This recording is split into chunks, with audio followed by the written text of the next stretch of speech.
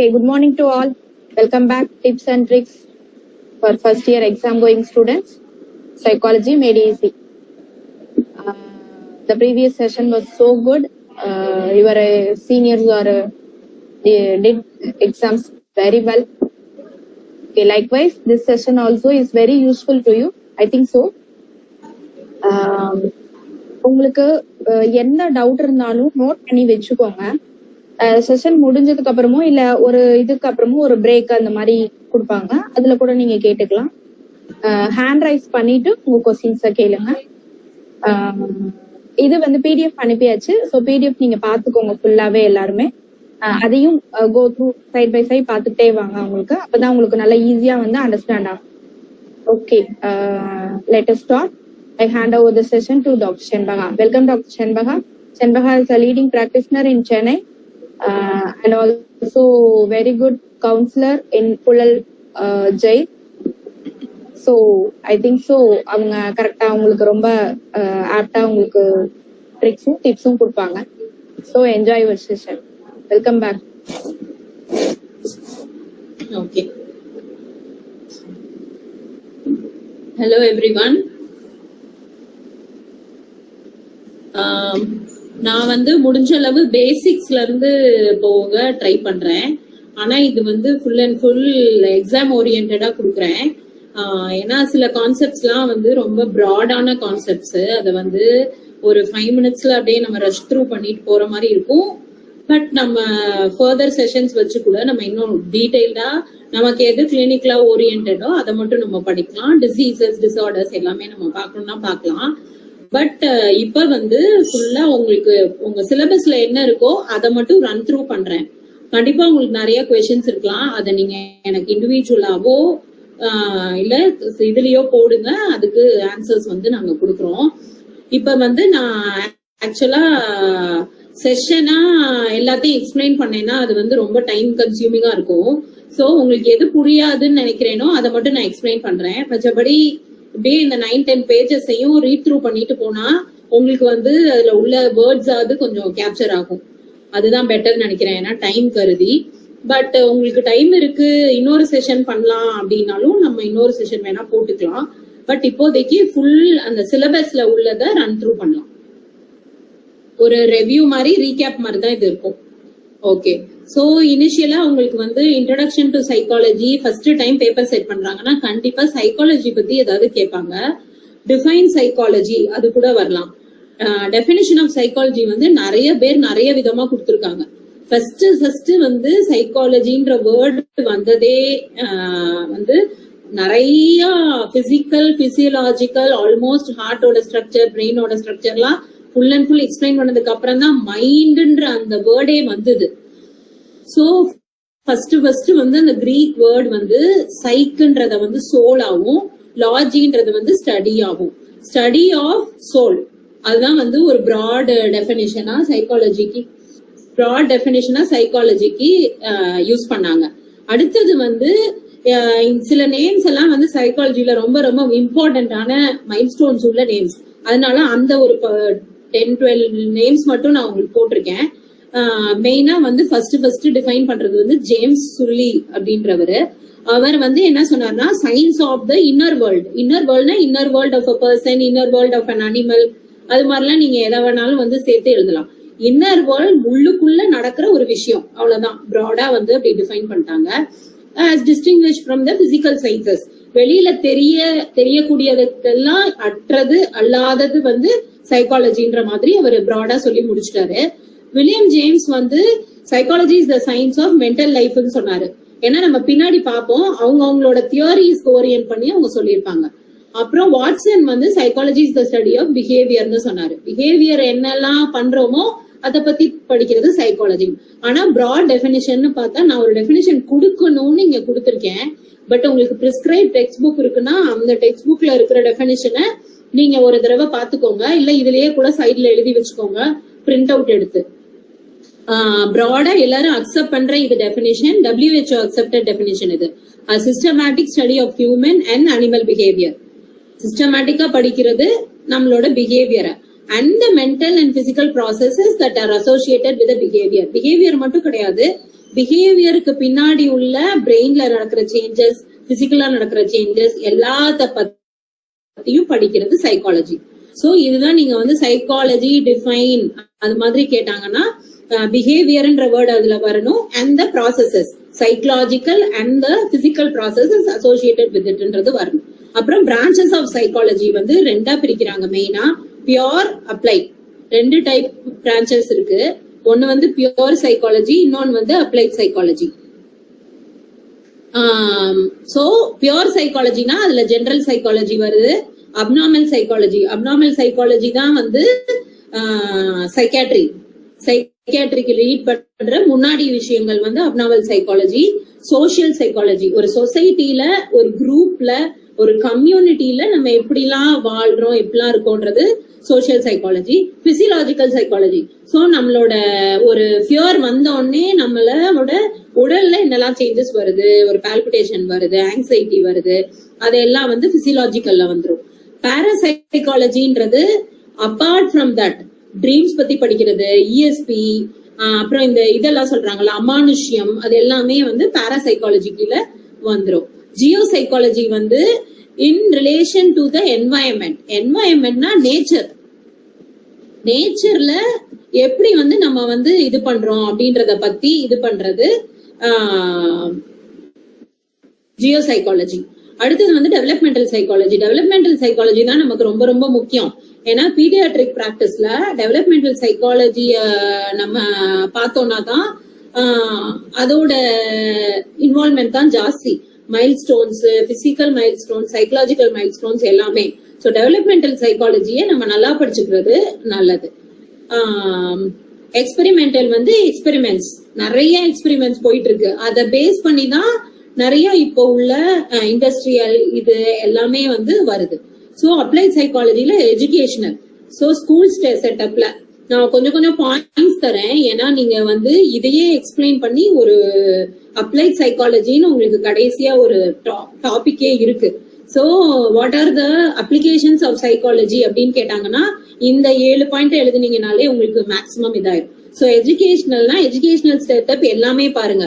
ஒருத்தர் வந்து ஸ்கூலிங் போக ஆரம்பிக்கிறதுல இருந்து ஸ்கூலோட ஓரியன்ட் ஆகுறது, ஸ்கூல்ல டீச்சர்ஸோட அவங்க எப்படி பண்றாங்கன்றது, அப்புறம் எக்ஸ்ட்ரா கரிக்குலர் ஆக்டிவிட்டிஸ், ஃப்ரெண்ட்ஸோட எப்படி மூவ் பண்றாங்க, அப்புறம் ஸ்டடீஸ்ல எப்படி இருக்காங்க, லேர்னிங், ரைட்டிங் ஸ்கில்ஸ், அது ரிலேட்டடான பிஹேவியரல் டிசார்டர்ஸ், அது எல்லாமே எஜுகேஷனல் சைக்காலஜில வந்துடும். கிளினிக்கல் சைக்காலஜி தான் நம்ம பாக்குற பேஷண்ட்ஸ் எல்லாமே கிளினிக்கல் சைக்காலஜி தான். சோ கிளினிக்கலா ஒரு பேஷண்ட என்னெல்லாம் சைக்கியாட்ரிக் இஷ்யூஸ் இருக்கு அப்படின்றத டயக்னோஸ் பண்றதுக்கு டூல்ஸ் யூஸ் பண்றது, குவெஷனர்ஸ் யூஸ் பண்றது, அது எல்லாமே கிளினிக்கல் சைக்காலஜிக்கு கீழே வந்துடும். இண்டஸ்ட்ரியல் சைக்காலஜி வந்து இப்ப வந்து பூமிங். ஹெச்ஆர் அவங்க எல்லாம் வந்து இண்டஸ்ட்ரியல் சைக்காலஜி படிச்சுட்டு வந்திருந்தாங்கன்னா ஒரு இண்டஸ்ட்ரியில, ஒரு பியூரோக்ரசில, கவர்மெண்ட் செட்டப்ல, இல்ல அவங்களுக்கு வர்ற அந்த ஸ்ட்ரெஸ் எப்படி ஹேண்டில் பண்றது, அதெல்லாம் ஒரு ஒர்க் இதுல இருக்கிற ரொம்ப இது ப்ளூ காலர் ஜாப்ஸ் வந்து எப்படி அதை ஹேண்டில் பண்ணுவாங்க, ஒயிட் காலர்னா என்ன மாதிரி இஷ்யூஸ் வரும், அது எல்லாமே இண்டஸ்ட்ரியல் சைக்காலஜி. ஹியூமன் ரிசோர்ஸ் மேனேஜ்மெண்ட்ல அதுதான் படிப்பாங்க மோஸ்ட்லி. அதுக்கப்புறம் லீகல் ஆர் கிரிமினல் சைக்காலஜி. ஒரு கிரிமினல் வந்து ஏன் அப்படி பண்றாங்க, அவங்களை எப்படி சேஞ்ச் பண்ணலாம். சோ கிரிமினாலஜி, பீனாலஜி எல்லாமே வந்து அதுக்கு கீழே வந்துடும். அது கிரிமினாலஜின்னு தனியா பிஎஸ்சி எம்எஸ்சி கோர்சஸே இருக்கு இப்ப. அது எல்லாமே வந்து கரெக்ஷனல் சைக்காலஜின்னு அதை சொல்லலாம். கரெக்ஷன்ஸ்க்கு வந்து இப்ப யூஸ் பண்றது இது வந்து இதுதான் என்னோட ஏரியா. அதனால பீனாலஜியும் அதுல ஒண்ணு. ஏன் பனிஷ் பண்றாங்க, ஏன் பனிஷ் பண்ணா அதுல ஏதாவது பெனிஃபிட்ஸ் இருக்கா, அதெல்லாம் பாக்குறது. மிலிட்ரி வந்து மிலிட்ரி செட்டப்பே வேற இல்லையா. ஒரு ஸ்ட்ரிக்ட் ரெஜிமெண்ட் இருக்கும். ஒருத்தன் வந்து ஒரு ஷூட் பண்ணாலும் அவனுக்கு எமோஷன்ஸ் இல்லாம இருக்கலாம். ஒருத்தனோட எமோஷன்ஸ் வந்து ஒரு ஆளை வந்து ஒரு நியாயமா ஒரு டெரரிஸ்ட ஷூட் பண்ணாலும் அவன் வந்து அதனால பாதிக்கப்படலாம். அந்த மாதிரி உள்ளது. இன்னொன்னு அவங்களுக்கு செலக்ஷன் ப்ராசஸ்க்கே வந்து மிலிட்ரியில எல்லாம் வந்து ஒரு சைக்கலாஜிக்கல் அனாலிசிஸ் இருக்கு. அதுக்கு தனியா ஸ்கேல்ஸ் எல்லாம் இருக்கு. ஆர்மி, நேவி, ஏர்போர்ஸ் மூணுக்குமே தனித்தனி ஸ்கேல்ஸ் இருக்கு. அதெல்லாம் யூஸ் பண்ணி அவங்க அதுல எலிஜிபிள் ஆனாதான் அடுத்த செட் அவங்க போவாங்க. ஸோ அது வந்து மிலிட்ரி சைக்காலஜி. அடுத்தது பொலிட்டிக்கல். அப்கோர்ஸ் பொலிட்டிக்கல்னா வந்து பாலிடிக்ஸ் ரிலேட்டடா மட்டும் வராது. நிறைய இடத்துல பொலிட்டிக்கலா அவங்க எப்படி ஹேண்டில் பண்ணணும், டிப்ளமசி, அது எல்லாமே பொலிட்டிக்கல் சைக்காலஜில வரும். அடுத்தது ஒகேஷனல். ஒகேஷனல்னா ஸ்டடீஸ் இல்லாம வேற இதுல எல்லாம் வந்து எப்படி வந்து ஒரு ஒரு சாய்ஸ் ஏற்படுத்தி கொடுக்கலாம். ஒரு பிள்ளைக்கு வந்து படிப்பு வந்து அவ்வளவா வரலன்னா மிச்சம் வேற ஏதாவது ஒரு அப்ளிகேஷன் ஓரியன்டட் ஸ்ட்ரீம்ல எதுல அவங்களுக்கு இன்ட்ரெஸ்ட் இருக்கு, எதுல அவங்களுக்கு வந்து ஆப்டிடியூட் இருக்கு, ஆட்டிடியூட் இருக்கு, இது எல்லாத்தையும் பாக்குறது ஒகேஷனல் சைக்காலஜி. சோ சைக்காலஜின்னு வந்தாலே வந்து it involves a lot of cognitive processes. Cognitive process, cognition அப்படின்னா நமக்கு வந்து ஒரு இன்புட் வந்ததுல இருந்து நம்ம பிரெயின்ல நடக்கக்கூடிய நிறைய விஷயங்கள், அதுக்கப்புறம் ஒரு அவுட்புட் வருது. இது ஃபுல்லா வந்து காக்னிஷன். நம்மளோட திங்கிங் ப்ராசஸ், அந்த திங்கிங் ப்ராசஸ்க்கு மெமரி தேவை, அட்டென்ஷன் தேவை, அது எல்லாமே.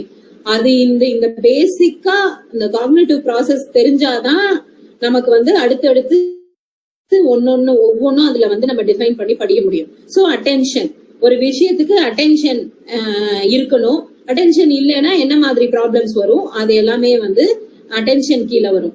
பெர்செப்ஷன்ன்றது வந்து அடுத்தது வந்து சென்சேஷன் வரும். சென்சேஷன் அப்புறம் தான் பெர்செப்ஷன்.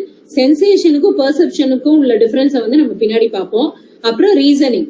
ஒரு இன்புட் வந்துருச்சு அப்படின்னா, இப்ப நமக்கு வந்து ஒரு ஏதோ ஒரு ஒரு ஃபார் எக்ஸாம்பிள் ஒரு புலி வருது, இப்போ நான் பார்த்துட்டேன், இல்ல ஒரு டாக் வருது, அதையும் நான் பார்த்துட்டேன். என் பிரெயினுக்குள்ள வந்து புலினா என்னை அது கடிச்சிரும் அப்படின்னு ரீசன் பண்ணுவேன். டாக்னா ஓகே, அது என்னை ஒன்னும் செய்யாம கூட இருக்கலாம், சோ எனக்கு வந்து அந்த ஃபியர் ஃபேக்டர் அவ்வளவு இருக்க வேணாம் அப்படின்றத ரீசன் பண்றது வந்து ரீசனிங்ல வரும். அது வந்து பிரெயினோட ஒரு பர்டிகுலர் ஏரியா. அடுத்தது இமோஷன். சோ நான் புலிய பார்த்தா நான் பயப்படணும், டாக பார்த்தா எனக்கு வந்து ஒரு அன்பு கூட வரலாம் அப்படின்றது வந்து அதை நான் எப்படி வெளிக்காட்டுறேன்றது எமோஷன். அடுத்தது லேர்னிங். இப்ப வந்து நான் புலிய பார்த்தா எப்படி ரியாக்ட் பண்ணணும், டாக பார்த்தா எப்படி ரியாக்ட் பண்ணணும்ன்றது வந்து எனக்கு ஆல்ரெடி லேர்னிங் இருந்தாதான் நான் அதை பண்ண முடியும். ஏன்னா எனக்கு வந்து இது டொமெஸ்டிக் அனிமல்னு தெரியும், அது வந்து மேன் ஈட்டர்னு தெரியும். அப்ப என்னோட லேர்னிங் பிரெயின்ல என்ன சொல்லணும்னா, இல்ல இல்ல இது வந்து ஒரு வைல்ட் அனிமல் அப்படின்னு என் பிரெயின்ல என்கோட் ஆகி இருக்கிறது லேர்னிங். சோ நான் ஏற்கனவே ஒரு விஷயத்த லேர்ன் பண்ணி இருந்தாதான் அதை நான் அடுத்தது அப்ளை பண்ண முடியும். அப்புறம் சிந்தசைசிங். சோ நான் இத பூராத்தையும் மைண்ட்ல நம்ம எப்படி ஒரு கேஸ் ஹிஸ்டரிய சிந்தசைஸ் பண்றோம்ல, இது அடுத்தடுத்து இப்படி பண்ணணும் அப்படின்னு கொண்டு வர்றது, சிந்தசைஸ் பண்றது நம்ம பிரெயின்குள்ள. அதுக்கப்புறம் ரீஅரேஞ்ச் பண்ணும். சோ புலியும் இருக்கு, டாகும் இருக்கு அப்படின்னா நான் வந்து ஃபர்ஸ்ட் எதை யோசிக்கணும் அப்படின்றத என் பிரெயின் வந்து பார்த்துட்டு அதுக்கு அப்புறம் தான் அதை வந்து கொண்டு வரும். அது வந்து rearrangement and manipulation of stored information. இப்ப வந்து நான் புலிய ஒரு கொகைக்குள்ள வெளியில ஒரு ஒரு கூண்டுக்குள்ள பாக்குறேன் அப்படின்னா என்னால அதை நினைச்சு நான் பயப்பட வேணாம் அப்படின்றத யோசிக்கிறது, மேனிபுலேட் பண்றது நம்ம பிரெயினுக்குள்ள, அது ஒண்ணு நடக்கும். அடுத்தது மெமரி, ஸ்டோரேஜ், ரிட்ரீவல். இதெல்லாமே ஒரே ஒரு செகண்ட்ல நமக்கு நடந்துருது. ஆனா இவ்வளவையும் நம்ம பிரெயின் வந்து அனலைஸ் பண்ணி ரிட்ரீவ் பண்ணி கொண்டு வந்து அப்புறம் தான் இந்த இமோஷன் வரும். அண்ட் மெட்டாகாக்னிஷன். சோ நான் இப்ப இந்த சொன்ன ஃபுல் ப்ராசஸும் இருக்குல்ல, ஒரு மீட்டிங் இருக்கு அப்படின்னா நான் வந்து இதெல்லாம் பண்ணணும், இப்படி எல்லாம் பண்ணி நான் வந்து பிரசன்டபிளா இருக்கணும் அப்படின்றத ப்ரீ பிளான் பண்ணி கரெக்ட் பண்ணி அதை பிரசன்ட் பண்றது, இந்த ஃபுல் எபிலிட்டியும் வந்து மெட்டாகாக்னிஷன். புரியுதா? ஓகேயா? Okay ma'am. Okay fine. So நம்ம வந்து மெயின் ஸ்கூல்ஸ் ஆஃப் சைக்காலஜி வந்து அவ்வளவு உங்க இதுல இல்லைனாலும் இது தெரிஞ்சிருந்தா நீங்க வந்து நிறைய விஷயம் வந்து எழுதிடலாம். அதனால நான் வந்து ஸ்கூல்ஸ் ஆஃப் சைக்காலஜி ரொம்ப ரொம்ப பேசிக்கா உள்ள ஒரு 4-5 பாயிண்ட் ஒன்னொன்னுக்கும் கொடுத்துருக்கேன். மெயினா நீங்க வந்து ஃப்ராய்ட மட்டும் கொஞ்சம் நல்லா படிச்சுக்கோங்க. ஏன்னா அதுதான் வந்து எல்லாருக்கும் தெரிஞ்சது, அதுதான் மோஸ்ட்லி வரும்னு நான் நினைக்கிறேன். சோ ஸ்ட்ரக்சரலிசம் வந்து ரொம்ப பேசிக், முதல்ல வந்த தியரி. எப்பயுமே ஃபர்ஸ்ட் வர்றது வந்து ரொம்ப பேசிக்காவும் அதுல ஒண்ணுமே கண்டென்ட் இல்லாத மாதிரியும் இருக்கும், ஆனா அதுதான் பேஸ்மெண்ட். சோ ஸ்ட்ரக்சரலா ஒரு மென்டல் ப்ராசஸ என்ன நடக்குது அப்படின்றத ரொம்ப கிராஸா சொன்னது வந்து ஸ்ட்ரக்சரலிஸ்ட். ஸ்ட்ரக்சரலிஸ்ட் இன் சைக்காலஜி. நிறைய ஸ்கூல்ஸ் ஆஃப் தாட் இருக்கு. எல்லா ஸ்கூல் ஆஃப் தாட்டுமே வந்து ஒவ்வொரு விதமா இன்னமுமே எக்ஸிஸ்ட் ஆயிட்டு தான் இருக்கு. இத வந்து இது பண்ணவங்க வந்து ஒன்றும் டிஷ்னரும் இவங்க 2 பேரும் தான் மெயின் அதுல. சோ அவங்க என்ன சொன்னாங்கன்னா 3 எலிமெண்டரி ஸ்டேட்ஸ் இருக்கு. எலிமெண்டரியா ரொம்ப பேசிக்கா 3 ஸ்டேட் இருக்கு கான்சியஸ்னஸ்ல. சென்சேஷன் நமக்கு நல்லா தெரியும் இல்லையா, 5 சென்ஸ் ஆர்கன்ஸை வச்சு நம்ம உள்ள கொண்டு போற இதுதான் சென்சேஷன்னாலே நீங்க இது எல்லாத்தையும் வச்சு என்ன உள்ள போகுதுன்றத நீங்க எழுதிடலாம். சோ அந்த சென்சேஷனை வச்சு நம்ம மைண்ட்ல வந்து ஒரு இமேஜ் ஃபார்ம் ஆகுது. அடுத்தது வந்து அதனால சில அஃபெக்ஷன்ஸ் வருது, ஒரு இமோஷன்ஸ் வருது, அஃபெக்ட் வந்து சேஞ்ச் ஆகுது. அவ்வளவுதான். இந்த 3 தான் சொன்னாங்க அவங்க. இவங்க வந்து என்ன இது பண்ணாங்கன்னா, ஒரு மனிதன் வந்து அவனோட சைக்கலாஜிக்கல் இத கொண்டு வரணும்னா அவன் வந்து இன்ட்ராஸ்பெக்ட் பண்ணணும். இன்ட்ராஸ்பெக்ட் ரெண்டும் என்னன்னா, இன்ட்ரோனா உள்ள அவன் என்ன நடக்குதுன்றத பாக்கணும். அவனோட மைண்டுக்குள்ள என்ன நடக்குதுன்றத அனலைஸ் பண்ணணும். அத வந்து ஒரு அப்சர்வர் அளவு இன்ட்ராஸ்பெக்ட் பண்ணணும் அப்படின்றதுதான் அவங்களோட இது. இதுக்கு அப்புறம் தான் நிறைய எக்ஸ்பெரிமெண்டல் சைக்காலஜி வந்து டெவலப் ஆகுச்சு. இவங்க சொல்றது வந்து செல்ஃப் அப்சர்வேஷன். அவ்வளவுதான். ஸ்ட்ரக்சரலிஸ்ட்னா செல்ஃப் அப்சர்வேஷன். இது எழுதுனீங்கனாலே போதும். அப்புறம் ஃபங்க்ஷனலிஸ்ட் ஸ்கூல். அடுத்தது வந்து அடுத்து ஒரு ஸ்டெப் போறாங்க. வில்லியம் ஜேம்ஸோடது இது. வில்லியம் ஜேம்ஸ் அப்புறம் நிறைய பேர் இருக்காங்க, பட் மெயினா வில்லியம் ஜேம்ஸ் தான். இது வந்து மைண்டோட ஃபங்க்ஷன்ஸும் அடாப்டேஷன்ஸும்.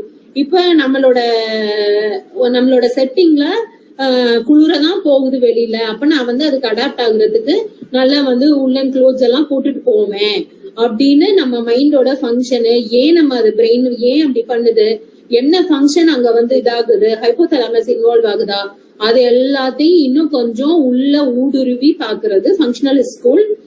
பிரெயினோட சேஞ்சஸ் மட்டும் கிடையாது, அதுல நடக்கிற மைண்டோட இதையும் பாக்குறது வந்து ஃபங்க்ஷனலிஸ்ட் school. Instead of trying to understand the underlying process that cause the mental state, the focus will be on understanding the function. இப்ப நம்மளோட ஒரு ஸ்டேட்டுக்கு உள்ள வந்து ஏன் அப்படி நம்ம ரியாக்ட் பண்றோம். இப்ப நம்மள பிடிக்காதவங்கள பார்த்தா நம்ம வந்து முகம் சுளிக்கிறோம்னா ஏன் அப்படி, ஏன் நமக்கு பிடிக்கல, ஏன் வந்து பிடிக்காதவங்கள பார்த்தா முகம் சுளிக்கிறோம், பிடிச்சவங்களை பார்த்தா சிரிக்கிறோம் அப்படின்றத எல்லாத்தையும் அந்த ஏன்ற கேள்விக்கு போனது வந்து ஃபங்க்ஷனலிஸ்ட் ஸ்கூல். அப்புறம் how the mind allows people to respond. So mind வந்து என்வாயன்மெண்ட்ல நடக்கிற நிறைய ஸ்டிமுலைக்கு எப்படி ரியாக்ட் ஆகும், அப்ப அதை ஒரு பாசிட்டிவ் ஸ்டிமுலையா எப்படி மாத்தலான்றது அப்பதானே வரும். சோ அது பண்றது. சரி, இதெல்லாம் உங்களுக்கு படிச்சிருவீங்க. ஜெஸ்டால் ஸ்கூல் வந்து ரொம்ப ரொம்ப இம்பார்ட்டன்ட். ஜெஸ்டால் பத்தி உங்களுக்கு கேட்டாலும் கேட்கலாம், 1 வேர்ட்லயோ இதுலயோ. அது வந்து என்னன்னா, ஜெஸ்டால்ட்னாலே ஹோலிஸ்டிக்கா பாக்குறது. இத வந்து மைண்ட தனியாவும் பிசியாலஜிய தனியாவும் அப்படி பாக்காதீங்க. எல்லாமே இட் இஸ் இன்டர்லிங்க்டு அப்படின்னு எல்லாத்தையும் சேர்த்து பார்த்தாதான் உங்களுக்கு வந்து ஒரு பிஹேவியரோட எலமெண்ட் என்னன்றது உங்களுக்கு புரியும் அப்படின்றத அவங்க வந்து சொல்றாங்க. பெதர்மைமர், கோஹர்லாம் வந்து ரொம்ப ரொம்ப பெரிய ஆளுங்க இதுல. ஸ்டால்வார்ட்ஸ் சொல்லலாம். Instead of breaking down thoughts and behaviours, எல்லாத்தையும் தனித்தனியா ஸ்டெப் பை ஸ்டெப்பா பார்க்காம இவங்க வந்து ஹோலிஸ்டிக் எக்ஸ்பீரியன்ஸா பார்த்தாங்க. சோ ஹோலிசம்னு இன்னொரு பேர் இருக்குது.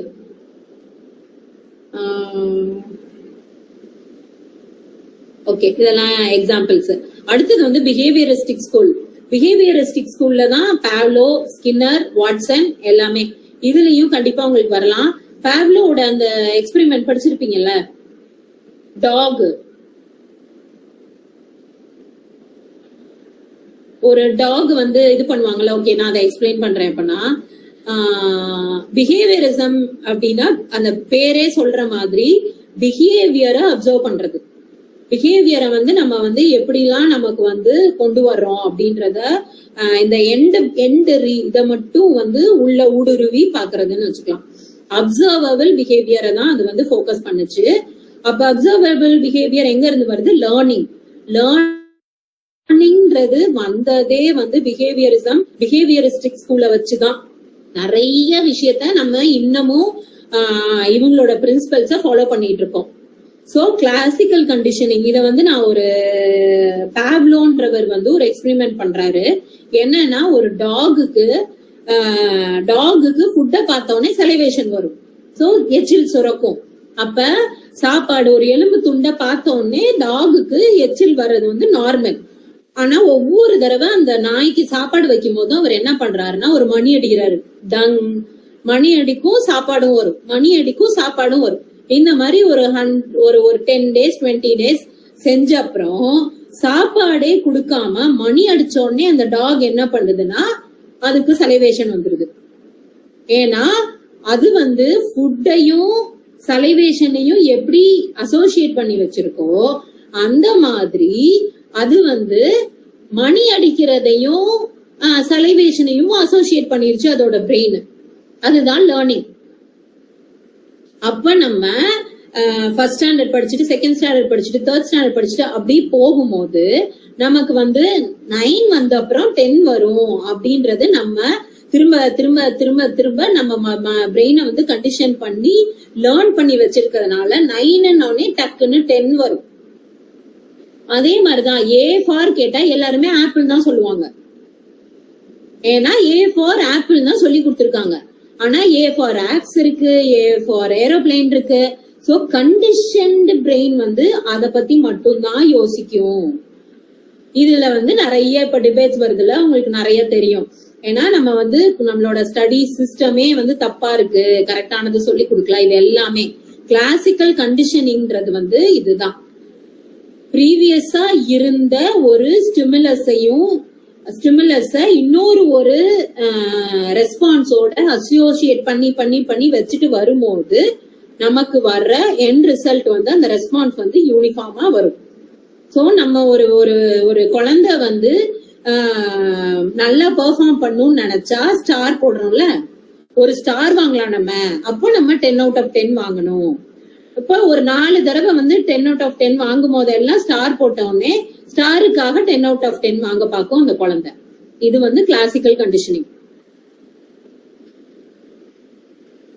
கிளாசிக்கல் கண்டிஷனிங்கோட அடுத்த இதுதான் ஆப்பரண்ட் கண்டிஷனிங். கிளாசிக்கல் கண்டிஷனிங் பேசிக்கா இப்ப உன்னை எதிர்பார்த்து நான் ஸ்டார் கிடைக்கும் இல்ல சாக்லேட் கிடைக்கும் அப்படின்னு நம்ம பண்றது வந்து ஆப்பரண்ட் கண்டிஷனிங். நம்ம வந்து ஒரு ஃபால்ஸா ஒரு இத இன்வால்வ் பண்றது. ரிவார்ட்ஸ் அண்ட் பனிஷ்மெண்ட்ஸ் இத வச்சுதான் நிறைய ஸ்கூல் சிஸ்டமே ஓடுது. நிறைய விஷயம் இப்ப நமக்கு வந்து நம்ம வேலைக்கு போறோம், சேலரி கிடைக்கலன்னா நம்ம வேலைக்கே போக மாட்டோம். சேலரின்றது ஒரு ரிவார்டு, சேலரி ஹைக்குன்றது ஒரு ரிவார்டு. சோ ரிவார்டு தெரியணும், பனிஷ்மெண்ட் தெரியணும். பனிஷ்மெண்ட்னா ஃபர்ஸ்ட் ஆஃப் ஆல் வந்து ஒரு ரிவார்டு கிடைக்கலனாலே அது ஒரு பனிஷ்மெண்ட். இப்ப நமக்கு வந்து வேலைக்கே போகாட்டி எனக்கு சேலரி வராது அப்படின்னா அது ஒரு பனிஷ்மெண்ட் மாதிரி தானே. அதுக்கப்புறம் வேரியஸ் டைப்ஸ் ஆஃப் பனிஷ்மெண்ட் இருக்கு. இது எல்லாமே வந்து இது ஆப்சர்வேஷனல் லேர்னிங் வந்து through observing and imitating others. சரியா? இப்ப நம்ம 50 millisiemel ஸ்கேல வந்து எப்படி கொடுக்கணும் அப்படின்றத ஒரு வீடியோ போடுறோம். போட்டா அதை பார்த்து அப்படியே பேஷண்ட் பண்றாங்கல்ல, அவ்வளவுதான். அப்சர்வ் பண்றாங்க, அதை அப்படியே இமிடேட் பண்றாங்க. அது வந்து ஆப்சர்வேஷனல் லேர்னிங். சோ பண்டூராவோட சோசியல் லேர்னிங் தியரி வந்து அததான் சொல்லுது. ஏன்ப இப்போ ஒரு டெரரிசம் தலை விரிச்சு ஆடுற ஒரு ஊர்ல ஷூட் பண்ணணும் பண்றதையே பார்க்கும்போது அந்த பிள்ளைக்கு அதுதான் தோணும். சோ நம்ம அதோட நிறுத்திக்குவோம், நம்ம ரொம்ப ஓவரா உள்ள போவேனா. சோ இதுல வந்து பிஹேவியரல் ட்ரைனிங் நடக்குது. டோக்கன் எக்கானமினா அது ஒரு டைப் ஆஃப் கண்டிஷனிங் தான். Aversion therapy. எனக்கு வந்து ஏதோ ஒரு விஷயம் இப்போ ஒரு ஆப்பிளே பிடிக்காது அப்படின்னு ஒரு பிள்ளை சொல்லுதுன்னா அத வந்து ஆப்பிள கொஞ்சம் கொஞ்சமா அதோட ஜூசியா இருக்கும், சூப்பரா இருக்கும், இனிப்பா இருக்கும் அப்படின்லாம் சொல்லி கண்டிஷன் பண்ணி ஆப்பிள சாப்பிட வச்சுட்டோம்னா அந்த அவர்ஷனை சேஞ்ச் பண்ணலாம். சோ அந்த மாதிரி நான் சும்மா ஒரு கிராஸ் எக்ஸாம்பிள் சொன்னேன். ஒரு ஆங்ஸைட்டி இருக்கிறவங்களுக்கு அந்த ஃபியரை வந்து நம்ம பேசி அத வந்து நம்ம ஓட விட்டு அவங்கள மாத்துறது. சோ நிறைய இது வந்து இருக்கு. அடுத்தது வந்து சைக்கோ அனாலிசிஸ் தான் சிக்மண்ட் ஃப்ராய்டு தான் வந்து ஃபாதர் ஆஃப் மாடர்ன் சைக்காலஜி. அவர் வந்து அன்கான்சியஸ் பிரெயின் பத்தி எல்லாம் நிறைய சொன்னாரு. இவரோட தியரியில ஒரு 6 முக்கியமான பாயிண்ட்ஸ் இருக்கு. ஃபர்ஸ்ட் வந்து நம்மளோட பிரெயின்ல உள்ள ஃபங்க்ஷனல் திங்ஸ் இந்த பிரெயின் வந்து ஈகோ, சூப்பர் ஈகோன்னு பிரிச்சாரு. ஈத் வந்து என்னன்னா அடியில ரொம்ப இப்ப எனக்கு பசிக்குதுன்னா நான் சாப்பிடணும். ஒரு அனிமல் பிஹேவியர் வருதுல, எனக்கு தண்ணி தாங்க எடுத்தா உடனே நான் தண்ணி குடிச்சிடணும். இல்ல ஒரு செக்ஷுவல் அர்ஜ் வருதுன்னா உடனே நான் வந்து அதை சாட்டிஸ்ஃபை பண்ணிடணும். அது வந்து அந்த மாதிரி பேசிக்கா எனக்கு ஒரு இது இருக்குன்னா எனக்கு அது சாட்டிஸ்ஃபை ஆகணும். அது வந்து ரொம்ப ரொம்ப பிரைமலா நமக்குள்ள அர்ஜ். ஈகோ வந்து என்னன்னா ரியாலிட்டி. இப்ப நான் வந்து மீட்டிங்ல இருக்கேன், என்னால சாப்பிட முடியாது, அதுதான் ரியாலிட்டி. அத வந்து பாக்குறது ஈகோ. சூப்பர் ஈகோ வந்து என்னன்னா ஐடியல்ஸ், வேல்யூஸ் எல்லாமே நம்ம கல்ச்சுரலா நமக்கு வந்து எது ஓகே. நான் வந்து ஹிந்து, நான் வந்து மாடோட மீட் வந்து சாப்பிட மாட்டேன். அந்த மாதிரி சூப்பர் ஈகோல கல்ச்சர்ல நம்ம கல்ச்சர்ல எது வந்து ஓகே. நான் வந்து இந்தியால இருக்கும்போது ஒரு ஃபங்க்ஷன்னா சாரி கட்டிட்டு தான் போவேன். அந்த மாதிரி நம்மளோட மாரல்ஸ் என்ன, வேல்யூஸ் என்ன, கல்ச்சர் என்ன, அது எல்லாத்தையும் போட்டு கட்டி போட்டு வச்சிருக்கிறது சூப்பர் ஈகோ. ஈட் வந்து என்னெல்லாம் நினைக்குதோ அதெல்லாம் செய்யணும்னு சொல்லும். சூப்பர் ஈகோ வந்து எதையுமே செய்யாம அப்படியே நம்மள அடக்கி வைக்கும். இது ரெண்டுக்கும் மிடிலா உள்ளது வந்து ஈகோ. ஓகே, ரியாலிட்டியில ஓகே, முன்னாடி எல்லாம் எல்லாரும் சாரி தான் கட்டுவாங்க, ஆனா இப்ப எனக்கு வந்து சல்வாரும் ஓகே. இல்ல வந்து நான் ஒரு ஒரு ஒரு பேண்ட் ஷர்ட் போடலாம். இப்ப பாரு, நான் வந்து கன்வீனியன்ஸ்க்காக நான் ஒரு பேண்ட் ஷர்ட் போடலாம். நான் வந்து என்ன சொல்றது, வேஷ்டி தான் கட்டிட்டு போகணும்னு அவசியம் இல்ல அப்படின்னு சூப்பர் ஈகோவையும் கொண்டு வந்து ஈடோட அர்ஜையும் யோசிச்சு ரியாலிட்டியில ஒரு பர்சனை நிக்க வைக்கிறது ஈகோ. இது வந்து ஃபங்க்ஷனலா எக்ஸ்பிளைன் பண்றது நம்ம மைண்ட. So function of the mind பத்தி கேட்டாங்கன்னா இதை நீங்க எழுதலாம். ஸோ ஃபங்க்ஷனல் ஸ்கூல் பத்தியும் எழுதலாம், அதுல உள்ள கான்செப்ட்ஸ் எல்லாத்தையும் எழுதலாம். அப்புறம் ஸ்ட்ரக்சர் ஆஃப் த மைண்ட்னும் சோ 3 சொல்லிட்டேன். ஈகோ ஒண்ணு, சூப்பர் ஈகோ ஒண்ணு. இது வந்து கொஞ்சம் டெஃபினிஷன் மாதிரி நல்லா படிச்சுக்கோங்க. ஒவ்வொன்றுக்கும் ஒரு 3 பாயிண்ட். பிரைமல் அர்ஜ், அதுக்குதான் இந்த டயக்ராம் போட்டேன். இது வந்து சப்கான்சியஸ் லெவல்ல இருக்கும். நம்ம என்ன செய்யணும்னு நினைக்கிறோமோ உடனே அதை செய்ய வச்சிரும். இந்த 3 பாயிண்ட் அதே 3க்கும் எழுதிருங்க, அதுவே போதும். இது வந்து ஐஸ்பர்க் தியரின்னு சொல்லுவாங்க. ஏன்னா அந்த ஐஸ்பர்க் மாதிரி வெளியில தெரியறது வந்து ஒரே ஒரு லெவல் மட்டும்தான். சோ மைண்டோட ஸ்ட்ரக்சர். ஒரே நிமிஷம் அப்படியே கொஸ்டின்ஸ் வந்து எப்படி ஃபார்ம் பண்ணுவாங்க, ஃப்ரேம் பண்ணுவாங்கன்றதையும் சொல்லிடு. இப்ப ஐஸ்பர்க் தியரி எல்லாம் வந்து 5 மார்க் கொஸ்டின்ஸ் கேட்கலாம், இல்ல இதெல்லாம் வந்து 2 மார்க்ஸ் கொஸ்டின்ஸ் கேட்கலாம். அந்த மாதிரியும் சேர்த்து சொல்லிட்டேன். அதான் இப்ப ஒன்னொன்னும் ஃப்ராய்டு பத்தி கண்டிப்பா வரும்னு நான் எக்ஸ்பெக்ட் பண்றேன். ஏன்னா ஃப்ராய்டோடது எதை கேட்டாங்கன்னாலும் நீங்க இதை எழுதிடலாம். ஃபங்க்ஷன் ஆஃப் த மைண்ட் கேட்டாலும் இது எல்லாத்தையும் எழுதலாம். ஸ்ட்ரக்சர் ஆஃப் த மைண்ட் கேட்டாலும் இது எழுதலாம். அப்புறம் ஐஸ்பர்க் தியரினே சும்மாவே அவங்க கேட்கலாம், பட் உங்களுக்கு அந்த அளவு வராதுன்னு நினைக்கிறேன். அப்ப ஃப்ராய்டோடது கேட்கலாம். Different write about 2 different schools of சைக்காலஜினாலும் இது எழுதலாம். அப்புறம் அப்ளைட் சைக்காலஜிலையும் இது நீங்க எழுதலாம். சோ எங்க போனாலும் இது இந்த கொஞ்சம் படிச்சுட்டீங்கன்னா எழுதலாம். பிஹேவியரல் ஸ்கூல் தான் இந்த லேர்னிங் கண்டிஷனிங்கும் இந்த 2 ஸ்கூலையும் இன்னும் கொஞ்சம் டீடைலா கூட நீங்க படிச்சுக்கலாம். படிச்சுட்டா நீங்க எல்லா இடத்துலயும் இதை நீங்க அப்ளை பண்ணி எழுதலாம். அதனாலதான் நான் இவ்வளவு சொல்றேன். 5 மார்க்ஸ்ல கேட்கலாம். ஃப்ராய்டோட இதுபடி சைக்கோ அனாலிசிஸ் அது எல்லாத்துக்கும் என்ன அப்படின்னு சொல்லி கேட்கலாம். சைக்கோ அனாலிசிஸ் கேட்டாலே இதெல்லாம் நம்ம எழுதி வச்சோம்னாலே போதும். சைக்கோ அனாலிசிஸ் இன்னும் நிறைய இருக்கு, பட் இது எழுதினாலே போதும் நமக்கு பேசிக்கா. சோ கான்சியஸ் மைண்ட்ன்றது வந்து நம்ம கான்சியஸா என்ன யோசிச்சுட்டு இருக்கோம் அப்படின்றது. இப்ப வந்து என்னோட மைண்ட்ல வந்து அடுத்தடுத்து நம்ம வந்து என்ன சொல்லணும்ன்றதை யோசிக்கிறேன். எக்ஸாம் பாயிண்ட் ஆஃப் வியூ இதை நீ சொல்லு அப்படின்னு கல்பனாவோட மைண்ட்ல ஓடிச்சு. சோ நம்ம கான்சியஸ் மைண்ட்ல நம்ம என்னத்தை நம்ம ஓட்டிட்டு இருக்கோமோ அது வந்து கான்சியஸ் மைண்ட். சப்கான்சியஸ்னா நம்ம லேர்ன் பண்ணி ஸ்டோர் பண்ணி வச்சிருக்கிற நிறைய விஷயங்கள் இருக்கு. நம்ம கான்சியஸ் மைண்ட்ல என்ன பண்றோம்ன்றத இந்த சப்கான்சியஸ் மைண்ட்ல என்ன தெரிஞ்சு வச்சிருக்கோமோ அது வந்து அதோட இன்புட் வந்துட்டே இருக்கும் நமக்கு. அன்கான்சியஸ் மைண்ட்னா நமக்கு வந்து அது ஏன் நடக்குது எப்படி நடக்குதுன்னே தெரியாது. ஆனா நம்மளோட அன்கான்சியஸ் மைண்ட்ல சில விஷயங்கள் இருக்கும். இப்ப ஒரு குழந்தையில நம்மள வந்து நம்ம அப்பா வந்து அடிச்சிருக்கலாம், இல்ல ஒரு ட்ராமா இருக்கலாம், இல்ல ஒரு அபியூஸ் ஆயிருக்கலாம். அது வந்து நம்ம மைண்டுக்குள்ள ரொம்ப இருந்துச்சுன்னா நம்ம இப்ப ஒரு ஒரு ஒரு குழந்தைய பாத்துக்கும் போது நமக்கு அன்கான்சியஸா நம்ம ரொம்ப ப்ரொடெக்டிவ் மதர் ஆயிருவோம். நம்ம பேரண்டிங்ல அது வெளியே வரும். அப்புறம் இப்ப நம்ம வந்து ஒரு ஒரு தனியா ஒரு நிறைய எக்ஸாம்பிள்ஸ் இருக்கு. இது நமக்கு வந்து படிப்புல வந்து நம்ம நல்லாவே பெர்ஃபார்ம் பண்ணலன்னு வச்சுக்கோங்களேன். ஒரு சின்ன வயசுல செகண்ட் ஸ்டாண்டர்ட்ல தமிழ்ல ஃபெயில் ஆயிருப்போம். ஆனா இப்ப ஃபர்ஸ்ட் இயர்ல திரும்ப தமிழ்ல ஏதோ உங்களுக்கு சொல்ல வேண்டி இருந்துச்சுன்னா அந்த அன்கான்சியஸ் மைண்ட்ல தமிழை பத்தி ஒரு ஃபியர் இருக்கும். அது உங்களுக்கு தெரியாது. அந்த ஃபியர்னாலதான் எனக்கு இப்ப தமிழ் பிடிக்கலன்னு உங்களுக்கு தெரியாது. ஆனா அதோட இன்புட் வந்துட்டே இருக்கும். அதனாலதான் ஃப்ராய்ட் என்ன சொல்றாருன்னா, உன்னோட அன்கான்சியஸ் மைண்ட்ல நிறைய விஷயங்கள் உனக்கும் தெரியாம which we are not aware at all, நமக்கு தெரியவே தெரியாது. ஆனா அங்க இருக்கிற விஷயங்கள் உன்னோட இன்னைக்கோட பிஹேவியரை அது வந்து டாமினேட் பண்ணும். அதனாலதான் நிறைய கிரைம் நடக்கிறது, அதனாலதான் நிறைய பசங்க ஒழுங்கா படிக்காம இருக்கிறது, ட்ரக் அடிக்ட் ஆகுறது. சோ நிறைய கான்சிக்வன்சஸ் இருக்கு. அதனால சோ அன்கான்சியஸ் மைண்ட்ன்றது அதுதான் நம்மளுக்கு வந்து தெரியவே தெரியாது. சப்கான்சியஸ்ல நம்ம லேர்ன் பண்ணி ஸ்டோர் பண்ணி வச்சிருக்கிறது. லேர்னிங்கிறத வந்து நீங்க வந்து பாசிட்டிவா மட்டும் எடுக்காதீங்க. லேர்னிங்கிறத நம்ம படிக்கிறது மட்டும் கிடையாது, எல்லாமே லேர்னிங் தான்.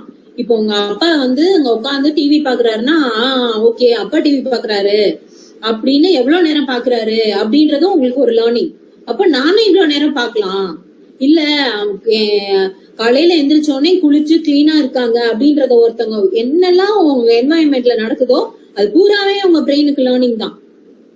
அதுல ஒரு சில விஷயங்கள் வந்து அன்கான்சியஸ் மைண்டுக்கு போயிரும், ஒரு சில விஷயங்கள் சப்கான்சியஸ் மைண்ட்ல போயிரும், ஒரு சில விஷயங்கள் கான்சியஸ் மைண்ட்ல இருக்கும். சோ உங்களோட பர்சனாலிட்டி ஃபார்ம் ஆகுறதுக்கு இந்த எல்லாமே it plays a major role. So personality கேட்டாலும் இதை எழுதலாம். ஹியூமனிஸ்டிக் ஸ்கூல் ஆஃப் சைக்காலஜிஸ்ட்ன்றவங்க ஹியூமனிஸ்டிக் இது வந்து ஹியூமன்ஸ்க்குன்னு சில வேல்யூஸ், நேச்சர் இது எல்லாமே இருக்கு அப்படின்னு சொல்றவங்க. அதுல வந்து ஆப்ரஹாம் மாஸ்லோவும் ராஜர்ஸும் ரொம்ப ரொம்ப முக்கியம். மாஸ்லோ செல்ஃப் ஆக்சுவலைசேஷன் தியரின்னு ஒண்ணு இருக்கு. அதெல்லாம் அவ்வளவு டீப்பாலாம் கேட்க மாட்டாங்கன்னு நினைக்கிறேன். பட் அந்த பிக்சரும் நான் போடணும்னு நினைச்சேன், ஆனா மறந்துட்டேன். அது உங்க புக்ல இருக்குன்னா அதை நீங்க பாத்துக்கோங்க. ஒரு ட்ரையாங்கிள் இருக்கும், கீழ இருந்து மேல வரைக்கும் ஒரு நீட்ஸா ஃபுல்ஃபில் ஆனாதான் நம்மளோட அடுத்த நீட் வரும்னு இருக்கும். அது என்னன்னா ஃபர்ஸ்ட் நமக்கு சாப்பாடு கிடைக்கணும், சாப்பாடும் தண்ணியும் கிடைக்கணும். அது இல்லைன்னா மனுஷன் எதுவுமே செய்ய மாட்டான். அது கிடைக்கிறதுக்காக அவன் என்ன வேணாலும் செய்வான். அந்த நீட் மீட் அவுட் ஆச்சுன்னா அடுத்தது க்ளோதிங் அண்ட் ஷெல்டர். சோ அது கிடைக்கணும். அந்த மாதிரி ஒவ்வொரு ஹைரார்கி ஆஃப் நீட்ஸ் பேர் அதுக்கு. சோ அது ஒரு ட்ரையாங்கிளா போட்டு ஒன்னொன்னா ஃபுல்ஃபில் ஆனாதான் நம்ம டாப்புக்கு போவோம். இதெல்லாம் ஃபுல்ஃபில் ஆனாதான் ஓகே நான் வந்து நிறைய மணி ஏர்ன் பண்ணணும், நான் வீடு கட்டணும், நான் வந்து இது பண்ணணும்ன்ற ஒரு நீடு. அதுக்கு அடுத்த நீட் வந்து என்னன்னா ஓகே எனக்கு பணம் எல்லாம் போதும், எனக்கு வந்து புகழ் வரணும் அப்படின்ற நீடு. அதுக்கும் மேல இன்னொரு நீடு என்னன்னா அடுத்தவங்களுக்கும் நான் ஹெல்ப் பண்ணணும்ன்றது. சோ நம்மளோட நீட்ஸ் வந்து நிறைய வரிசையா இருக்கும்ன்றது ஹியூமனிஸ்டிக் ஸ்கூல். அடுத்தது வந்து காக்னிட்டிவ் ஸ்கூல். காக்னிட்டிவ் ஸ்கூல் வந்து காக்னிஷன், திங்கிங் பேட்டர்ன் வந்து எப்படிலாம் இருக்கு அப்படின்றத வச்சு இது பண்றது. சிபிடி வந்து இந்த ஸ்கூல்ல வச்சு உள்ளதுதான், காக்னிட்டிவ் பிஹேவியர் தெரப்பி. சோ அத பத்தி கேட்டாங்கன்னா காக்னிஷன், திங்கிங், காக்னிட்டிவ் ப்ராசஸ் எழுதுங்க. பிஹேவியர்னா என்னன்னு உங்களுக்கு தெரியும், அதை எழுதுங்க. நம்மளோட திங்கிங்க வச்சு நம்மளோட பிஹேவியரை எப்படி மாத்தலாம், அந்த தெரப்பி தான் வந்து cognitive behaviour therapy. For example ஒருத்தருக்கு கைவலி, இது கேட்டாலும் கேட்கலாம் அதனால நான் சொல்றேன். ஒருத்தருக்கு கைவலி வந்துச்சுன்னா நம்மளோட திங்கிங் வந்து எங்க போகும்னா சாதாரண கைவலியா இருக்கலாம், நேத்து நான் வெயிட் தூக்குனேன் அதனாலதான், இல்ல எனக்கு ஹார்ட் அட்டாக். இந்த ரெண்டுமே நம்ம திங்க் பண்ணலாம். பட் நம்மள வந்து திரும்ப திரும்ப திரும்ப கைவலிய பத்தியும் எக்ஸ்பிளைன் பண்ணி அதோட என்னன்றத புரிஞ்சுட்டு அதுக்கப்புறம் வந்து ஹார்ட் அட்டாக்னா இந்த மாதிரி சிம்டம்ஸ் எல்லாம் வரும் அப்படின்றதையும் ஓரளவுக்கு தெரிஞ்சுக்கிட்டு நம்மளோட திங்கிங் பேட்டர்னா ஓகே கைவலினா எனக்கு வந்து வெயிட் தூக்குனதுனாலதான் வந்துச்சு, அப்ப நம்மளோட பிஹேவியர் வந்து ஒரு பதட்டமாவும் இதாவும் இருக்காது, கைக்கு ரெஸ்ட் கொடுத்தா பெட்டர் ஆயிரும் அப்படின்ற மாதிரி கொண்டு வர்றது cognitive behaviour therapy. Mental processes, how people think, perceive, remember, learn. அது வந்து இது சோ இந்த ஸ்கூல்ஸ் வந்து இதோட முடிஞ்சிருச்சு. எமோஷன்னே 2 மார்க்ல கேட்கலாம். இமோஷன்றது complex pattern of bodily changes, நம்ம வெளியில காமிக்கிற changes. That can be physiological arousal, ஒரு ஹார்ட் ரேட் இன்க்ரீஸ் ஆகுறது,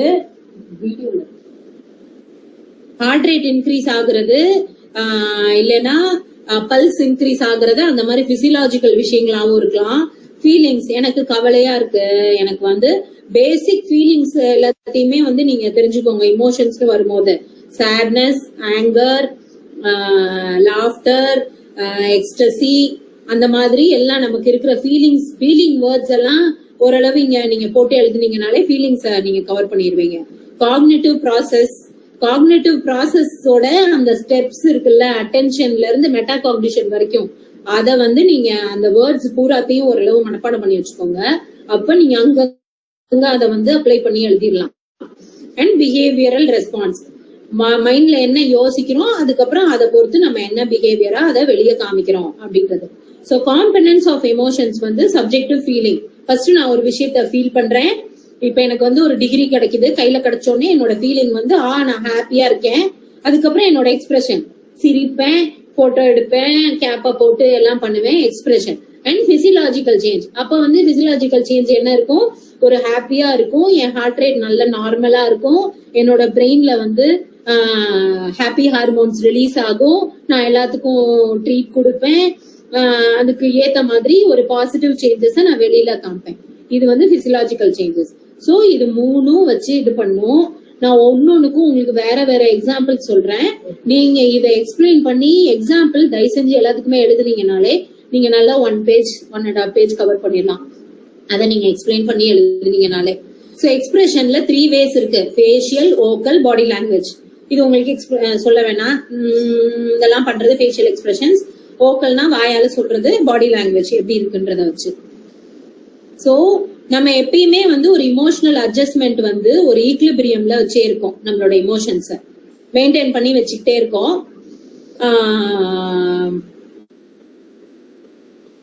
அது வந்து ரொம்ப இம்பார்ட்டன்ட்.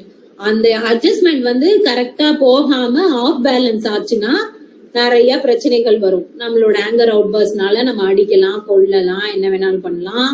இல்ல சேடாவே இருந்தோம்னா டிப்ரெஷனுக்குள்ள போகலாம்.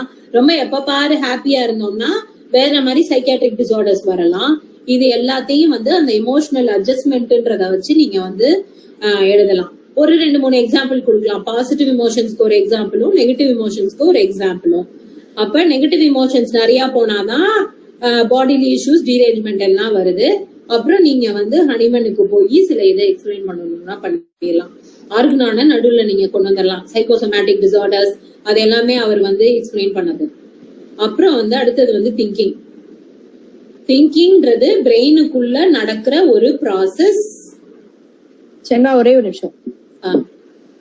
எமோஷன்ஸ்ல வந்து ஒரு கொஸ்டின் கேட்டிருக்காங்க. Theory, types, physiological basis of emotion, thoughts and behaviour and application of emotion in homeopathy. இது வந்து 10 மார்க் கொஸ்டினா கேட்டிருக்காங்க. தாட்ஸ், பிஹேவியர், எமோஷன்,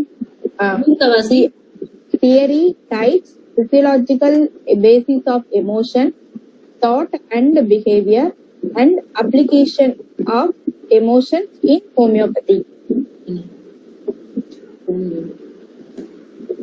ஓகே, நீ இந்த கொஸ்டின் அப்படியே அனுப்பு, நான் அதுக்கு அப்படியே சைட் ஹெட்டிங்ஸ் அடிச்சு அனுப்பிச்சிடுறேன். நம்ம இதுல எல்லாமே இப்ப படிச்சிருக்கோம். தியரி ஆஃப் இமோஷன்ஸ் நான் கொண்டு வரல. இமோஷன்ஸ்க்கு வந்து நிறைய தியரி இருக்கு, ஏன் நம்ம வந்து ஒவ்வொரு விஷயத்தையும் பண்றோம் அப்படின்றது. கெனான் பார்ட் தியரி ஒரு 3 தியரி இருக்கு. அது 3 நான் உங்களுக்கு இது பண்ணி அனுப்புறேன். நம்ம படிச்சதுதான் பிஹேவியர். பிஹேவியர்னா என்ன, பிஹேவியர் வந்து ஏன் ஒரு மாதிரி ரியாக்ட் பண்றோம், அது வந்து லேர்னிங்கும் வந்து அதை இன்ஃப்ளூயன்ஸ் பண்ணும். பிஹேவியர் இன்னும் கொஞ்சம் பின்னாடி இருக்குன்னு நினைக்கிறேன், அதெல்லாம் நீங்க எழுதிடலாம். இமோஷன்ஸ் பத்தி இது எல்லாமே நீங்க எழுதிடலாம், காம்பனன்ஸ் எழுதலாம், என்ன மாதிரி பண்றோன்றது. தியரி ஆஃப் இமோஷன்ஸ் மட்டும் அந்த 3 தியரியையும் நான் பேரு அது என்னன்றத நான் டைப் பண்ணி அனுப்புறேன். வேற என்ன வருது அதுல? அவ்வளவுதானே? அவ்வளவுதான் வருது. இன்னொரு கொஸ்டின் வந்து physiology and its psychology and its application, homeopathy and the concept of mind by our master Hahnemann. ஆமா, கான்செப்ட் ஆஃப் மைண்ட் வந்து நீங்க ஹனிமன் ஃபர்ஸ்ட் சொன்னது, டெம்பரமெண்ட் பத்தி பேசி இருக்கிறது, பர்சனாலிட்டி ஃபீச்சர்ஸை நம்ம வந்து பிரிஸ்கிரைபிங்ல எடுத்துக்கணும்னு சொல்றது, சைக்கோசோமேட்டிக்கா உள்ளது, அஃபாரிசம்ல அங்கங்க நீங்க வந்து கோட் பண்றது பண்ணாலே போதும். அது ஃபுல்லாவே வந்து இதோட ஓரியன்ட் ஆகியே தான் வரும். ஃப்ராய்டு சொன்ன, ஃபார் எக்ஸாம்பிள் ஃப்ராய்ட் சொன்ன அன்கான்சியஸ் மைண்ட் அப்படின்றதுதான் ஹனிமன் வந்து மாரல் அண்ட் இதுன்னு சொன்னார்ல. ஃபர்ஸ்ட் வந்து காசேஷன் பார்க்கணும், சைக்கலாஜிக்கல் காசேஷன் இருந்தா நீ வந்து டிப்ரெஷன்ல உள்ளவனுக்கு இக்னேஷியா கொடு. அப்ப முதல்ல வந்து பர்சனாலிட்டி ஃபீச்சர்ஸ் எக்ஸ்டர்னல் அண்ட் இன்டர்னலையும் மென்டல் டீரேஞ்ச்மெண்ட்ஸையும் பார்த்து மருந்து கொடுன்னு சொன்னதே ஹனிமன் தான். அங்க இருந்து ஆரம்பிச்சு நீங்க கேஸ் டேக்கிங்ல உள்ள ஒரு விஷயத்துக்குமோ அது தேவை. அப்புறம் பேஷண்டோட நம்ம கேஸ் டேக்கிங்கே அதுவே ஹனிமன் சொல்லியிருக்காரு, நீ ஒழுங்கா கேஸ் எடுத்தேன்னா 6 அஃபாரிசம்ல வருது இல்ல, அதுவே அவனுக்கு கவுன்சிலிங் தான். இது எல்லாமே நீங்க வந்து அஃபாரிசம் கோட் பண்ணி எழுதுங்க.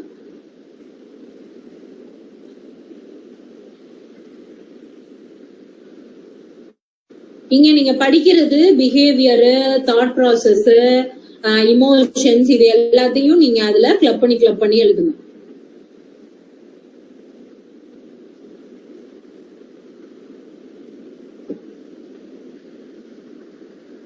யாராவது ஒருத்தர் அதுக்கு ஆன்சர் எழுதி கூட அனுப்புங்க, சோ தட் குரூப்ல எல்லாரும் ஓரளவு தெரிஞ்சுப்பாங்க என்னெல்லாம் எழுதணும்.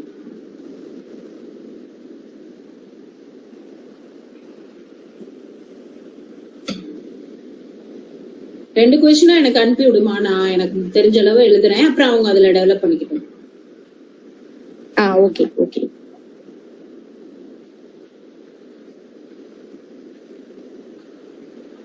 இது எல்லாமே வந்து ரொம்ப இப்ப லேட்டஸ்டா வந்த விஷயங்கள். இத வந்து ஹனிமன் வந்து முதலே சொல்லிட்டாரு. சோ அஃபாரிசம்ல இருக்கிற நிறைய விஷயம் வந்து இதோட அப்படியே மேட்ச் ஆகி வரும். ஃபார் எக்ஸாம்பிள் எல்லாமே சைக்கோசோமேட்டிக், ஹார்மோனல் சேஞ்சஸ் எல்லாமே நம்மளோட தாட் ப்ராசஸ்ல அட்டென்ஷன் சரியா இல்ல அப்படின்னா, அவனால அது முடியல அப்படின்னா நம்ம பெரேட்டா கார்டு கொடுக்கணும். டல்லாவும் ஸ்டூபிடாவும் இருப்பாங்க அப்படின்னு நீங்க ட்ரக்கையும் அதுக்குள்ள கொண்டு வந்து ஆர்கனானையும் கொண்டு வந்து எழுதுனீங்கன்னா ஈஸியா நீங்க எழுதிடலாம் இந்த கான்செப்ட்ஸ் எல்லாம் வச்சு. Okay. So, thinking is the process of consciously generating and manipulating thoughts and ideas in the mind. மைண்டுக்குள்ள நம்மளோட தாட்ஸையும் ஐடியாஸையும் ஆர்கனைஸ் பண்ணி என்ன நம்ம எப்படி அத இது பண்றோம் அப்படின்றதுதான் திங்கிங். தாட்ஸ் அது வந்து நமக்கு என்னெல்லாம் கொடுக்குது அப்படின்னா, it gives us solutions to problems வந்து திங்கிங்னாலதான் வருது. லேர்னிங் நியூ இன்ஃபர்மேஷன் திங்கிங்னாலதான் வருது. ஒரு கான்செப்ட் அண்டர்ஸ்டாண்ட் பண்றது அண்ட் ப்ராசஸ் ஆர் எக்ஸ்பீரியன்சஸ். நம்ம ஏதோ ஒரு எக்ஸ்பீரியன்ஸ் பண்ணிருக்கோம்னா அதை வந்து கரெக்டா தப்பா நம்ம இது செய்யலாமா வேண்டாமா அது எல்லாமே வந்து திங்கிங்ல தான் வருது. ஸோ திங்கிங்கோட ஃபண்டமெண்டல் எலிமெண்ட்ஸ்னா சிம்பிள்ஸ். ஃபர்ஸ்ட் நம்ம பிரெயினுக்குள்ள சிம்பிள்ஸ் நிறைய விஷயங்கள் ஸ்டோர் ஆகிருக்கு, lakhs and crores of information. அதுக்கப்புறம் கான்செப்ட்ஸ், அப்புறம் புரோட்டோடைப்ஸ். புரோட்டோடைப்ஸ்னா வந்து நமக்கு இந்த விஷயத்த இப்போ ஒரு டீ போடணும்னா நான் வந்து இப்படி போடுவேன், இந்த கலர் இருக்கு, இந்த ப்ராசஸ் அடுத்தடுத்து செஞ்சோம்னா இப்படி இருக்கும்ன்றது நம்மளோட பிரெயின்ல ஒரு ஒரு ஃபங்க்ஷனல் எலமெண்டா அப்படி ஸ்டோர் ஆகிருக்கும். அது வந்து ஒரு புரோட்டோடைப். டீ போடணும்னா இப்படிதான் நான் போடணும் அப்படின்றது ஒரு புரோட்டோடைப். அதுல சில விஷயங்கள் மாத்தலாம் அப்படின்னா அது கான்செப்ட் ஆட் ஆகும். இல்ல நான் வந்து இஞ்சி போடாம டீ போட தான் நான் ஃபர்ஸ்ட் கத்துக்கிறேன்னா இன்னொரு புது கான்செப்ட், நான் இஞ்சி போட்டேன்னா இப்படி வரும் அப்படின்றது இன்னொரு கான்செப்ட் ஆட் ஆகுறது. அப்ப சிம்பிள் வந்து என்னது, ஓகே இஞ்சி போட்டு இல்ல நான் வந்து ஒரு இது போட்டேன்னா என்னோட மைண்ட்ல வந்து இந்த அரோமா இந்த மாதிரி இருக்கும், இல்ல கலர் இந்த மாதிரி சேஞ்ச் ஆகும் அப்படின்றத ஒரு சிம்பிளா போய் மைண்ட்ல ஸ்டோர் ஆயிக்கும். ஸோ இதுதான் எக்ஸாம்பிள் இது மூணுக்கும். சென்சேஷன்ன்றது சென்சேஷனுக்கும் பெர்செப்ஷனுக்கும் டிஃபரன்ஸ் வந்து நீங்க கண்டிப்பா தெரிஞ்சிருக்கணும். சென்சேஷன்ன்றது is the transformation of an environmental stimulus into a neural impulse the brain can use that makes an organism aware of its surroundings.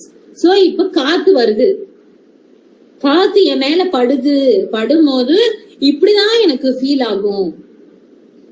ஒரு 2 ஸ்மெல் வருது, ஒரு நல்ல ஸ்மெல்லும் வருது, ஒரு அஃபென்சிவ் ஸ்மெல்லும் வருது.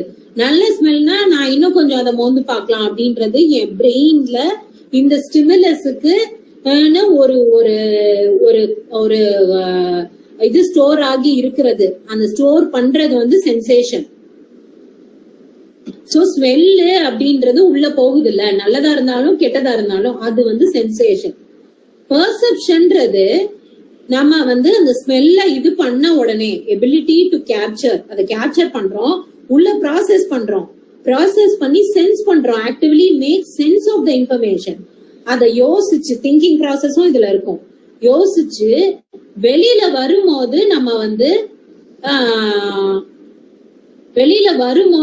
வந்து ஓகே இது நல்ல ஸ்மெல்லு, இது கெட்ட ஸ்மெல்லு அப்படின்னு ஒரு ஒரு ரிசல்ட்டோட நம்ம ரெஸ்பான்ஸோட வர்றது வந்து பெர்செப்ஷன். உள்ள போய் ப்ராசஸ் ஆகுற சென்சேஷன் தான் அந்த ஆக்ட் தான் பெர்செப்ஷன். சென்சேஷன்ன்றது ஃபீல் பண்றது. ஒண்ணு வைக்கிறாங்க, எனக்கு ஏதோ ஒண்ணு ஃபீல் ஆகுது, ஒரு சென்சேஷன். ஜில்லுன்னு இருக்கு, நான் ஜில்லுன்னு இருந்தா ரொம்ப ஜில்லுன்னு இருந்தா என் கையை விட்ரா பண்ணணும் அப்படின்றது பிரெயின்ல இருந்து வர்ற இன்புட் வந்து அது வந்து பெர்செப்ஷன். பிரெயின்ல நடக்கிற அது எப்படி இருக்கு, அதை நம்ம எப்படி அனலைஸ் பண்ணணும்ன்றது வந்து பெர்செப்ஷன். சோ நிறைய டைப் ஆஃப் சென்சேஷன் இருக்கு, அதை பத்தி எல்லாம் நீங்க எழுதியிருப்பீங்க. இப்ப நம்மளோட பெர்செப்ஷன் வந்து எதை வச்செல்லாம் மாறும் அப்படின்னா it's affected by our values, needs and emotions.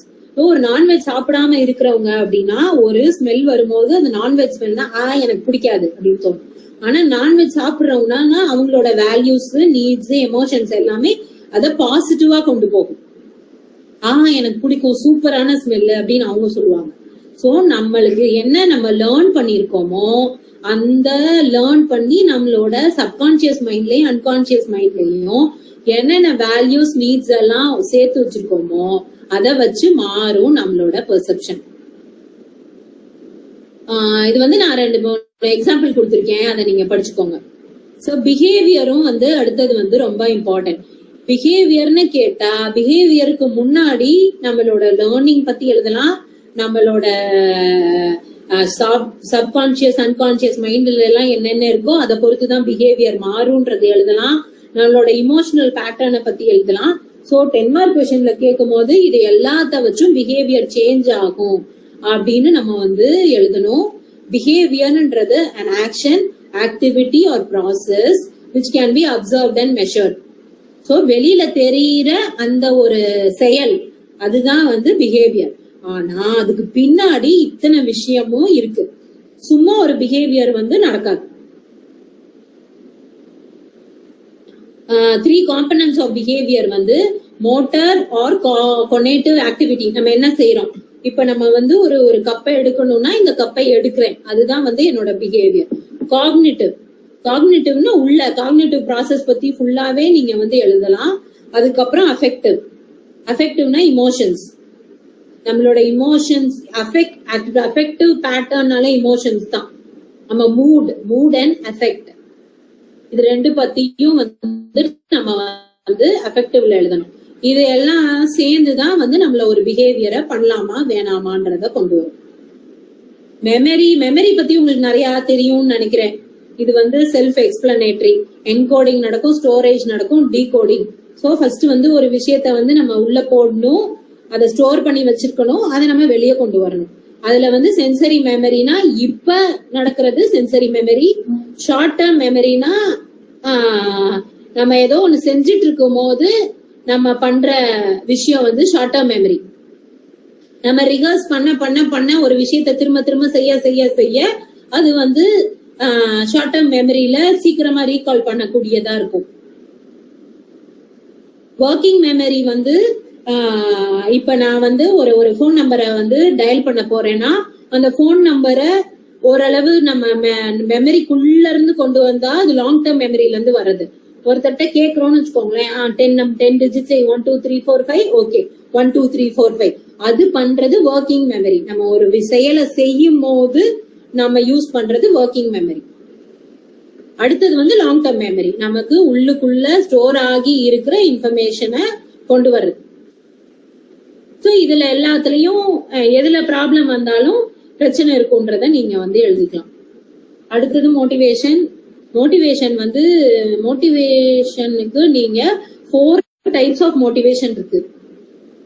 Motivation ஒரு கொஸ்டின் வந்தாலும் வரலாம். How can you motivate a person, மோட்டிவேஷன்னா என்ன, டைப்ஸ் ஆஃப் மோட்டிவேஷன் வந்து முக்கியமான இது. ஏன்னா அப்ளைடு இல்ல அது, அதனால மோட்டிவேஷன் இருந்தாதான் நம்ம எந்த ஒரு செயலையும் செய்வோம். இப்ப நம்ம படிக்கணும்னாலோ இல்ல ஒரு கடைக்கு போகணும்னாலோ நமக்கு ஏதோ ஒரு மோட்டிவேஷன் இருக்கணும். அப்ப என்னென்ன டைப்ஸ் ஆஃப் மோட்டிவேஷன்லாம் இருக்கு? இன்ட்ரின்சிக் மோட்டிவேஷன்ன்றது நமக்குள்ள இருக்கிற ஒரு மோட்டிவேஷன். இப்ப நான் வந்து சைக்காலஜி கிளாஸ் எடுக்கிறேன்னா எனக்கு டீச் பண்ணவும் பிடிக்கும், எனக்கு சைக்காலஜியும் பிடிக்கும். அப்ப இதை எடுத்தா எனக்கு மனசுக்குள்ள அப்பா எனக்கு ஒரு ஹாப்பினஸ் வருது, எனக்கு ஒரு சாட்டிஸ்பாக்சன் வருது. அது வந்து என்னோட இன்டர்னல் டிரைவ், அது என்னையும் மோட்டிவேட் பண்ணும் கிளாஸ் எடுக்கிறதுக்கு. அது வந்து இன்ட்ரின்சிக் மோட்டிவேஷன், நம்ம மனசுக்குள்ள இருக்கிற ஒரு மோட்டிவேஷன் டு டூ சம்திங். அதனால பாசிட்டிவ்ஸும் இருக்கு நெகட்டிவ்ஸும் இருக்கு இல்லையா? சோ ஒவ்வொரு மோட்டிவேஷனுக்கும் உள்ள அட்வான்டேஜ் டிஸ்அட்வான்டேஜ்னு போட்டு எழுதிருங்க. இப்ப இன்ட்ரின்சிக் கேட்டா, இப்ப நான் வந்து எனக்குள்ள ஒரு சாட்டிஸ்பாக்சன் இருக்கு அதனால நான் இது செஞ்சுட்டே போறேன் அப்படின்னு சொன்னா அது ஒரு பாயிண்ட்ல வந்து நமக்கு வந்து என்ன சொல்றது, நம்மள எல்லாருமே வந்து மேனிபுலேட் பண்ண ஆரம்பிச்சிடுவாங்க. இப்போ ஒரு நமக்கு சேலரி கொடுத்தாதான் நம்ம வேலைக்கு போகணும். நம்ம சேலரி குடுக்குறாங்களோ இல்லையோ நம்ம வாட்டுக்கு மாடு மாதிரி போய் போய் போய் போய் வேலை செஞ்சுட்டே இருந்தோம்னு வச்சுக்கோங்களேன். ஏன்னா எனக்கு அந்த வேலை ரொம்ப பிடிக்கும், நான் வந்து என்னையுமே இது பண்ணிட்டு அந்த வேலையை நான் பண்ணிட்டு இருப்பேன். அப்ப வந்து it is detrimental to that பர்சன்ல. சோ இன்ட்ரின்சிக் மோட்டிவேஷனோட நெகட்டிவ் வந்து ஒரு ரிவார்டை எதிர்பார்க்காததே வந்து it can be detrimental to the psychological and the physique of the person. அது வந்து இன்ட்ரின்சிக் மோட்டிவேஷனோட டிஸ்அட்வான்டேஜ். அட்வான்டேஜ் நிறைய இருக்கு, அது இருந்தாதான் நம்ம எந்த ஒரு வேலையுமே செய்வோம், அடுத்தடுத்த லெவல் போவோம். எக்ஸ்ட்ரின்சிக் மோட்டிவேஷன்ன்றது வெளியில இருந்து வர்ற ஒரு இது. இப்ப நீங்க 1 hour செஷன் எடுங்க, உங்களுக்கு 1000 ரூபாய் கொடுக்குறோம் அப்படின்னா ஓகே எனக்கு 1000 ரூபாய் கிடைக்குது அப்படின்னா அதுக்காக ஒரு கிளாஸ் எடுக்கிறது இல்ல, அதுக்காக ஒரு வேலையை செய்யறது. இப்ப கவர்மெண்ட் சம்பளத்துக்கு எல்லாருமே ஏன் போறோம்? நல்ல சம்பளம் கிடைக்கும், அங்க வந்து என்ன நம்ம வேலை செய்யறோமோ இல்லையோ நல்ல சம்பளம் கிடைக்கும், சம்பளம் கிடைச்சா போதும் அவ்வளவுதானே இருக்கும். சோ நம்ம ஒழுங்கா அந்த ஒர்க்க செய்ய மாட்டோம். நமக்கு இன்ட்ரின்சிக் மோட்டிவேஷன் இல்லைன்னா ஒரு வேலையை நல்லபடியா செய்ய மாட்டோம். அந்த ரிவார்டு கிடைக்கிறதுக்கு என்ன தேவையோ அதை மட்டும் தான் பண்ணுவோம், நம்ம அதை பியாண்ட் தட் போக மாட்டோம். அப்ப நமக்கு பிடிக்காத ஒரு ஜாப சூஸ் பண்ணோம்னா எக்ஸ்ட்ரின்சிக் மோட்டிவேஷனுக்காக ஐடில இப்ப நிறைய பேர் இந்த மாதிரிதான் இருக்காங்க. அப்போ அவங்களோட பெர்ஃபார்மன்ஸ் அவ்வளவா இருக்காது, அவங்களுக்கு பிடிக்காது. அப்போ அது வந்து ஒரு ஸ்ட்ரெஸ்ஸர் ஆகும், டிசீஸ் வரும், டிசார்டர் வரும். ஆனா அவங்க வந்து அந்த வேலையை கண்டினியூ பண்ணிட்டே இருப்பாங்க, ஏன்னா சேலரிக்காக. அந்த மாதிரி நிறைய எக்ஸாம்பிள்ஸ் நீங்க எழுதலாம். எந்த ஒரு டாஸ்க்குமே வந்து ஓரளவு இன்ட்ரின்சிக் மோட்டிவேஷன், ஓரளவு எக்ஸ்ட்ரின்சிக் மோட்டிவேஷன் ரெண்டுமே இருந்தாதான் நல்லா நம்ம அதை பெர்ஃபார்ம் பண்ண முடியும். ஃபார் எக்ஸாம்பிள் டாக்டர், ஒரு ஃபீஸ் வந்து எனக்கு என்ன தேவையோ அதை நான் ஃபீஸும் வாங்கிக்கிறேன், ஆனா எனக்கு மருந்து கொடுக்கவும் பிடிக்கும். அப்ப அது ரெண்டுமே மேட்ச் ஆகும். அடுத்தது வந்து அச்சீவ்மெண்ட் மோட்டிவேஷன்.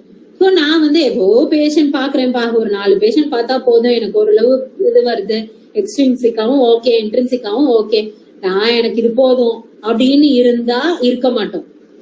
ஓகே நான் வந்து ஒரு டிஃபிகல்ட்டான கேஸை எடுத்து கியூர் பண்ணணும், நான் வந்து எனக்கு ஒரு அச்சீவ்மெண்ட்னு ஒரு இது இருக்கணும், எனக்குன்னு ஒரு கோல்ஸ் இருக்கணும், நான் அடுத்தடுத்து இந்த மாதிரி நான் போகணும் அப்படின்னு உள்ளது achievement motivation. First year pass பண்ணா செகண்ட் இயர் போவேன், செகண்ட் இயர் பாஸ் பண்ணா தேர்ட் இயர் போவேன், அடுத்தடுத்து போகணும், நான் ஒரு டாக்டர் ஆகணும், அதுதான் என்னோட அச்சீவ்மெண்ட். அது இருந்தாதான் நான் படிப்பேன், இல்லைன்னா நம்ம எதுக்கு படிக்கணும்?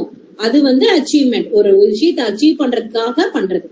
அஃபிலியேஷன்னா வந்து இது வந்து ரொம்ப ரொம்ப சோசியல் சைக்காலஜில வரும். ஒரு பார்ட் ஆஃப் அ குரூப்பா இருக்கணும் அப்படின்றதுக்காக ஒரு விஷயத்த செய்யறது. சரியா? இப்ப வந்து நம்ம வந்து மக்களுடன் ஹோமியோபதியில ஒவ்வொருத்தரும் ஒவ்வொரு மாதிரியான ஒரு ஒர்க்க பண்றோம். ஆனா ஒரு காமனா எல்லாருக்குமே வந்து we should be affiliated to a group. ஹோமியோபதினு ஒரு இது இருக்கு. அந்த குரூப்புக்கு ஒவ்வொரு குரூப்புக்கும் சில நார்ம்ஸ் அண்ட் இது இருக்கு. அந்த நார்ம்ஸும் எனக்கு ஓகேயா வருது. நான் ஒரு குரூப்போட சேருவேன். சேர்ந்து இருந்தாதான் வந்து டுகெதர் வி க்ரோ இல்லையா? சோ அந்த அஃபிலியேஷனுக்காக பண்றது வந்து அஃபிலியேஷன் மோட்டிவேஷன். அப்ப நான் சில ரெஸ்பான்சிபிலிட்டி எடுத்துட்டு நான் செய்வேன். எனக்கு என்னன்னு இருக்க மாட்டேன். ஏன்னா that only then I be part of that group. Man is a social animal. அவனுக்கு அந்த அஃபிலியேஷன் இல்லைன்னா அவனால வந்து இது பண்ணவே முடியாது. சோ இந்த மாதிரி நீங்க அட்வான்டேஜஸ் அண்ட் டிஸ்அட்வான்டேஜஸையும் சேர்த்து எழுதுனீங்கன்னா மோட்டிவேஷன்றத வந்து இது பண்ணிக்கலாம். அப்ப நீங்க எப்படி அதை வந்து அப்ளை பண்ணலாம்ன்றதும் உங்களுக்கு தெரியும். சோ ஒரு அச்சீவ்மெண்ட்ன்றது அடுத்தடுத்து சேலரி கூடும்னா தான் ஒருத்தன் அதை செய்வான். சோ அதுக்கு ஏத்த அளவு பண்ணணும். அது எல்லாமே நீங்க எழுதிக்கலாம். ரிவார்ட்ஸ் பனிஷ்மெண்ட்ஸும் இங்க கொண்டு வரலாம். ஒரு ரிவார்ட் கிடைச்சாதான், ஒரு இன்சென்டிவ்னு ஒண்ணு இருந்தா இன்னும் கொஞ்சம் எக்ஸ்ட்ரின்சிக் மோட்டிவேஷனோட ஒருத்தவங்க செய்வாங்க இல்லையா? அப்புறம் ஒரு சர்டிபிகேட் தந்துடும். அதெல்லாம் வந்து எக்ஸ்ட்ரின்சிக் மோட்டிவேஷன்ல வரும். ஓகேயா? ஒரு பிரேக் எடுத்துக்கலாமா? இல்ல ஏதாவது உங்களுக்கு क्वेश्चंस? क्वेश्चंस இருந்தா இது வரைக்கும் நடத்துனதுல ஏதாவது டவுட்ஸ் இருந்ததுன்னா ஹேண்ட் ரைஸ் பண்ணிட்டு கேளுங்க. then we will be continue.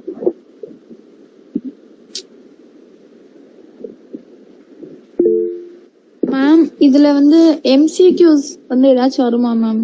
இது எல்லாமே ஷார்ட் ஆன்சர்ஸ் லாங் ஆன்சர்ஸ் கேட்டா எழுதிடலாம். பட் MCQ கேட்டா எந்த மாதிரி மேம் கேட்பாங்க? MCQவும் இதுல வரலாம்ல. உங்களுக்கு Sigmund Freud, psychoanalysis, psychology is the study of human dash. MCQ என்னெல்லாம் வரும்? சூஸ் த பெஸ்ட் தான் வருமா? ஃபில் அப்ஸ் எல்லாமே வருமா? இல்ல சூஸ் த பெஸ்ட். இல்ல நிறைய வரும். one question need ego, super ego. Example சொல்றேன். who is the father of humanistic psychology அப்படின்னு கேட்டிருக்காங்க.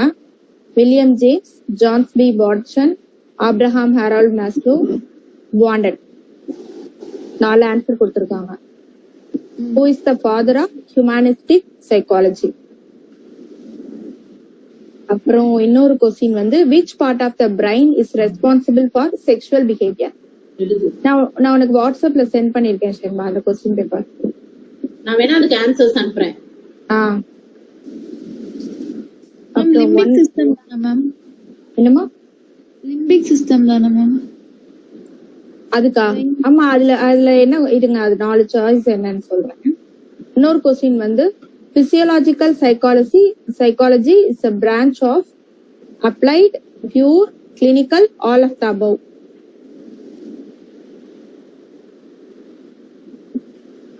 இப்பதானே நம்ம படிச்சோம். இதுல which part of the brain is responsible for sexual behavior? ல thalamus, hypothalamus, cerebral cortex, hippocampus. Okay ma'am. அப்புறம் as a homeopath we need to develop which of the following? Logical thinking, analytical thinking, reflective thinking, associative thinking. Logical. இதுதான் questions கேட்டிருக்காங்கப்பா. இது வந்து சும்மா இது வந்து ஆர்கனானோட சேர்த்து கேட்டதுனால ஒரு ஃபியூ கொஸ்டின்ஸ் மட்டும் இதுல கேட்டிருக்காங்க. சில செகண்ட் இயர் கொஸ்டின் பேப்பர்னு நினைக்கிறேன். பட் இதுதான் உங்களுக்கு ஃபர்ஸ்ட் டைம்னால எந்த மாதிரி இது வரப்போகுதுன்னு தெரியல. இப்ப சொன்னதை வச்சு உங்களுக்கு ஓரளவுக்கு வந்துரும். MCQs எல்லாமே இதுலயே வந்து கவர் பண்ணி தான் இருக்கு. சோ அதனால வந்துரும். பிரெயின் ஸ்ட்ரக்சரும் இதுவும் வந்து ஒரு டயக்ராம் இருக்கு. எந்தெந்த பார்ட் ஆஃப் த பிரெயின் எந்தெந்த மைண்டோட ஃபங்க்ஷனல் இதுன்னு அத நான் அப்படியே அனுப்புறேன். ஒன்னொன்னு என்னென்னு அனுப்புறேன். ஓகே மேம், பாத்துக்கோங்க. அதுல क्वेश्चन வருதுல, limbic system, hypothalamus, thalamus. Super. Okay ma'am. Any doubts till now? No ma'am. இதுல உங்களுக்கு மோஸ்ட்லி எனக்கு தெரிஞ்சு 2 மார்க் 5 மார்க் MCQவும் இதுல வரும். ஆனா நம்ம மிஸ் பண்ணது நிறைய இருக்கும். எனக்கு இவ்ளோ வாஸ்டான ஒரு இதை வந்து என்னைய 2 hours எடுந்தா நான் எப்படி இருக்கும். நீங்க முதல்ல இருந்தே சொல்லியிருந்தா சூப்பரா இப்பதான் கேட்டிருந்தாங்க, அதனால நெக்ஸ்ட் இயர் வந்து அத நம்ம டிசைன் பண்ணிக்கலாம் எப்படி. எனி டவுட்ஸ் பா are shall we continue? Continue பண்ணலாம் ma'am. Okay right, go through. Continue பண்ணலாம் மேம். ஓகே ஓகே, அவ்வளவுதான், முடிக்க போறோம். இன்னும் கொஞ்சம் தான் இருக்கு. நீங்க வந்து கொஸ்டின் பேப்பர்ல இருந்தோ இல்ல வேற ஏதாவது பிரெயின், இந்த மாதிரி பிரெயின் எல்லாம் ஒரு பிக் இது முக்கியமானதும் கூட. எந்த பார்ட் ஆஃப் பிரெயின் எந்த இதுன்றது நமக்கு தெரியணும். அது வந்து எனக்கு தெரிஞ்ச பிசியாலஜில வருதா இதுல வருதான்னு எனக்கு தெரியல, அதனால நான் அதை விட்டுட்டேன். பட் இப்ப நான் அதை கவர் பண்றேன். நீங்க எனக்கு அனுப்புங்க, நான் அந்த கண்டென்ட்டையும் இதுல ஆட் பண்ணி நான் உங்களுக்கு இன்னொரு PDF அனுப்புறேன். மெயினா இப்ப பிரெயின் கேட்டிருக்கீங்க, அதுக்கப்புறம் ஒரு 2 கொஸ்டின் வந்து கல்பனா அனுப்பிச்சிருக்கிற லாங் ஆன்சர்ஸ்ல 2 கொஸ்டின். அது 2க்கும் நான் கொஸ்டினுக்கு ஹின்ஸா அப்படியே ஒரு ஆன்சர் மாதிரியே எழுதி அனுப்பிச்சிடுறேன். அதை நீங்க டெவலப் பண்ணிக்கலாம். எங்க இருக்கோம்?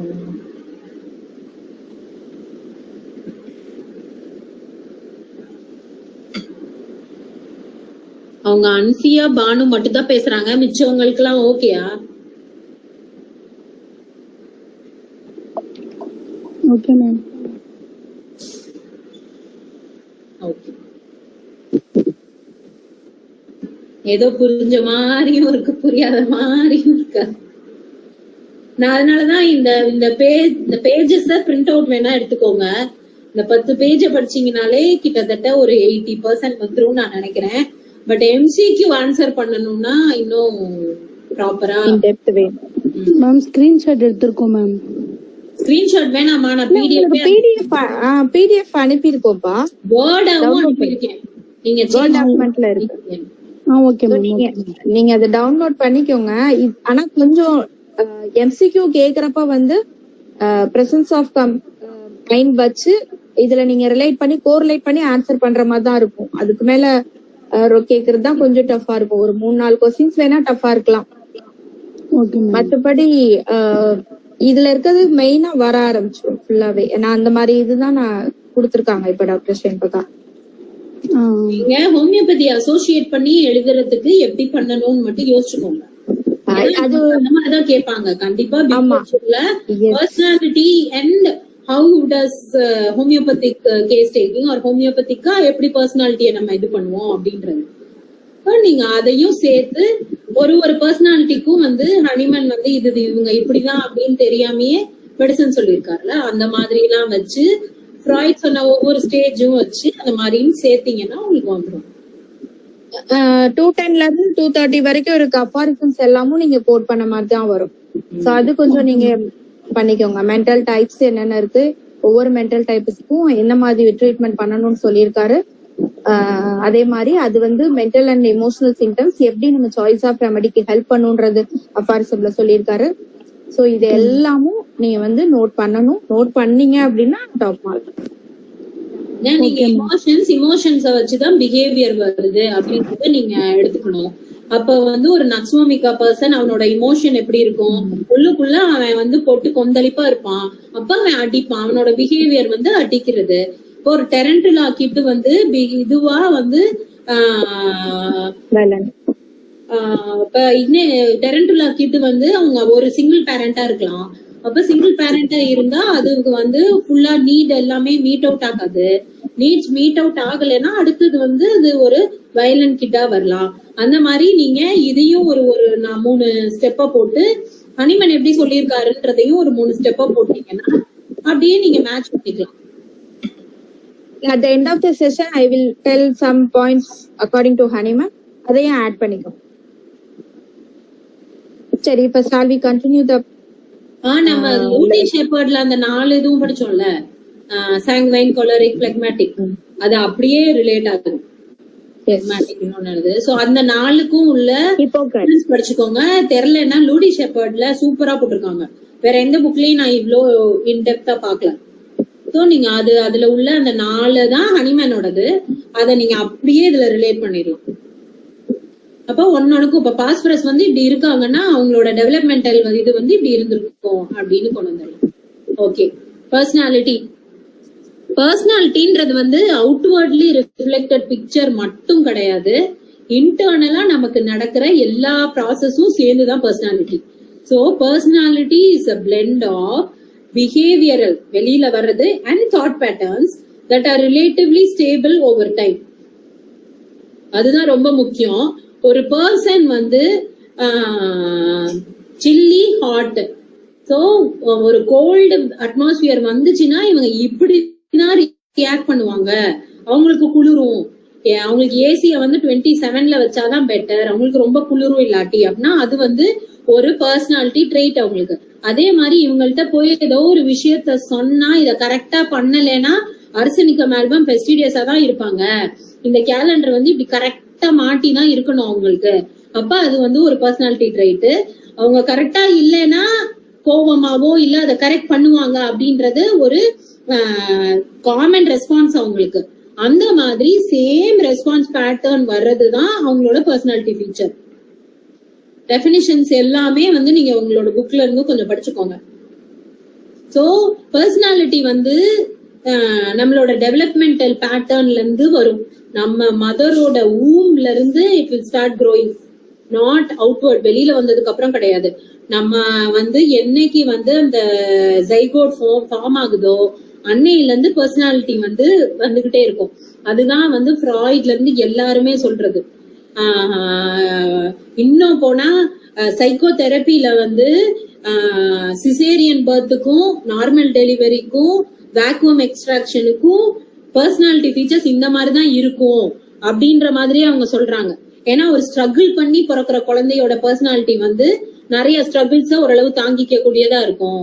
ஈஸியா பிறந்த ஒரு குழந்தை வந்து ஈஸினஸ்க்கு இது பண்ணலாம் அப்படின்ற அளவு சைக்கோ தெரப்பில இருக்கு. ஸோ நம்ம ஹனிமன் வந்து டியூரிங் த ஊம் வந்து மதரோட ஸ்டேட் எப்படி இருக்கோ அதை பொறுத்து வெளியில வந்தா இருக்கும்னு சொன்னார்ல, அதை நீங்க இங்க இது பண்ணிக்கலாம். ஸோ டெவலப்மெண்ட் வந்து refers to the process of developing, develop ஆகுறது, என்ஹான்ஸ் ஆகுறது, அதை நம்ம வளர்த்துக்கிறது, and changing one's personality over time. For example, நான் வந்து ஒரு 8th ஸ்டாண்டர்ட் வரைக்கும் ரொம்ப வந்து பேசலாம் மாட்டேன், இந்த மாதிரி எனக்கு பப்ளிக் ஸ்பீக்கிங்லாம் முடியாது அதெல்லாம். ஆனா நான் அதை சேஞ்ச் பண்ணி என்ஹான்ஸ் பண்ணி என் பர்சனாலிட்டியை வேற மாதிரி கொண்டு வந்திருக்கேன். சோ பாசிட்டிவ் என்வாயன்மெண்ட் இருந்தா பாசிட்டிவ் சேஞ்சஸ் இன் பர்சனாலிட்டி வரும், நெகட்டிவ் என்வாயன்மெண்ட் இருந்தா நெகட்டிவ் சேஞ்சஸ் வரும். ஸோ நிறைய விஷயங்கள் அதுல வந்து இதாகும். ஃப்ராய்டு படி 5 ஸ்டேஜஸ் இருக்கு. நீங்க வந்து டெவலப்மெண்டல் சைக்காலஜில சைக்கலாஜிக்கல் மைல்ஸ்டோன்ஸ் வந்து ஒவ்வொரு குத்தருக்கும் எப்படி இருக்கணும்ன்றத நீங்க அது மட்டும் கொஞ்சம் தெரிஞ்சுக்கோங்க. Oral stage, anal stage, phallic, latent, genital 5 stage இருக்கு. இந்த 5 ஸ்டேஜுக்கும் ஓரளவு படிச்சுக்கோங்க. பர்த் டு 1 year வந்து ஒரு குழந்தை என்னெல்லாம் பண்ணணும், அதோட பிசிக்கலாவும் அது வந்து முகம் பார்த்து சிரிக்கணும், அப்புறம் 6 மாசம் ஆனா தவளணும், எந்திரிச்சு நிக்கணும், 1 year கிட்ட பிளாபர் பண்ண ஆரம்பிக்கணும். அந்த ஸ்டேஜஸ் எல்லாமே சைக்கலாஜிக்கலாவும் உள்ளயும் சேஞ்சஸ கொண்டு வரும். அடுத்தது வந்து ஏனல் ஸ்டேஜ். ஓரல் ஸ்டேஜ்ன்றது வந்து 1-on-1 பாக்குறது, அதோட வாயில ஃபீல் பண்றது, எப்படி வந்து அது வந்து பிரஸ்ட் ஃபீட் பண்ணப்படுதா இல்லையா அதெல்லாம் வச்சு அதோட பர்சனாலிட்டி ஃபார்ம் ஆகும். அடுத்தது வந்து ஏனல் ஸ்டேஜ். அப்பதான் அதுக்கு வந்து பாய் கேர்ள் டிஃபரன்சியேஷன் அது வந்து இந்த 1 to 3லயும் அடுத்தது 3 to 6ல இன்னும் நல்லா ஃபார்ம் ஆகும். நான் பாய், நீ என்னோட விளையாடாத. பாய்னா அவன் வந்து கன் வச்சோ இல்ல ஒரு கார் வச்சோ விளையாடணும். கேர்ள்னா வந்து பிங்க் பிடிக்கும். அந்த மாதிரி எல்லாம் ஃபார்ம் ஆகுறது இந்த டாட்லர் ஸ்டேஜ்னு சொல்லுவாங்க, 3 to 6. அதுல வந்து டெவலப் ஆகும். உங்களுக்கு டைம் இருந்தா இன்னும் டீட்டெயிலா இந்த 5 ஸ்டேஜையும் படிச்சுட்டுக்கோங்க. இது வந்து டெவலப்மெண்டல் சைக்காலஜி பத்தி கொஸ்டின்ஸ் கேட்டாலும் யூஸ் ஆகும். நம்ம ஹோமியோபதியோட அப்ளை பண்ணி இந்த ஸ்டேஜஸ் எழுதணும்னாலும் யூஸ் ஆகும். அடுத்தது வந்து லேட்டன் பீரியட். லேட்டன் பீரியட்ன்றது வந்து அடாலசன்ட் பீரியட்ல உள்ளுக்குள்ளேயே நிறைய சேஞ்சஸ் நடந்துட்டு இருக்கும், நாட் எக்ஸ்டர்னல். அதனாலதான் அதுக்கு லேட்டன்ட். உள்ளுக்குள்ள இந்த பக்கம் உள்ளதும் நிறைய ப்ராசஸ் ஆயிட்டு இருக்கும், அடல்ட் லைஃப்ல உள்ளதும் நிறைய ப்ராசஸ் ஆகி அடுத்தது வந்து ஜெனிட்டல் ஸ்டேஜ். பியூபர்ட்டி டில் டெத் வந்து அவர் ஒன்னா கொண்டு போயிட்டாரு ஃப்ராய்டு. அப்பதான் வந்து அடுத்து நெக்ஸ்ட் இன்னும் நம்மளோட செகண்டரி செக்ஷுவல் கேரக்டர்ஸ் எல்லாம் டெவலப் ஆகி இருக்கும். நம்மளோட அடுத்த ப்ராசஸஸ் எப்படி இருக்கணும், மேரேஜ், ஓல்டேஜ், இது எல்லாமே வந்து ஸ்ட்ரக்சரலாவும் ஃபங்க்ஷனலாவும் ஃபுல்லா டெவலப்டு. ஆனா சைக்கலாஜிக்கலா நிறைய சேஞ்சஸ் வந்து இந்த லேட்டன் ஸ்டேஜுக்கு அப்புறம் இன்னும் நிறைய சைக்கலாஜிக்கலா டவுன்வர்ட் போயிட்டே இருக்கும் அப்படின்றது ஃப்ராய்டோட அந்த 5 ஸ்டேஜ் நான் ரொம்ப கிராஸா எக்ஸ்பிளைன் பண்ணிருக்கேன். இதுவே ஒரு பெரிய இதா வரலாம், ஆனா உங்களுக்கு வராதுன்னு நான் நினைக்கிறேன். அதனாலதான் சும்மா ஸ்டேஜஸோட நிறுத்திட்டேன். எரிக்சனோடது அடுத்தது. அது அவர் வந்து சோசியலாவும் எடுத்து சொல்லியிருக்காரு. சைக்கலாஜிக்கலா ஒரு இண்டிவிஜுவல் பத்தி மட்டும் அந்த இண்டிவிஜுவலோட சொசைட்டி எப்படி அஃபெக்ட் பண்ணுன்றதே எடுக்காம உள்ளது சிக்மண்ட் ஃப்ராய்டோடது. அது வந்து அது ஒரு நெகட்டிவ் ஆஃப் ஃப்ராய்டு. ஃப்ராய்டு வந்து அந்த இண்டிவிஜுவலை மட்டும் தான் பாப்பாரு. அந்த இண்டிவிஜுவலுக்கு முன்னாடி என்ன நடந்தது, அன்கான்சியஸா என்ன நடந்தது, குழந்தையில என்ன நடந்தது, அதெல்லாம் பாப்பாரு. ஆனா எரிக்சன் வந்து சோசியலாவும், இப்ப ஒருத்தன் வந்து ஒரு கொலைய பாத்துட்டான் அப்படின்னா அவனுக்கு வந்து அந்த ஃபியர் இருந்துகிட்டே இருக்கலாம். அப்ப அவனோட பர்சனாலிட்டி வந்து அதை வச்சு மாறும் அப்படின்னு அந்த மாதிரி எல்லாம் கொண்டு வந்தவர் வந்து எரிக்சன். எரிக்சன் வந்து 8 ஸ்டேஜ் தியரி சொன்னாரு ஹியூமன் டெவலப்மெண்ட்ல.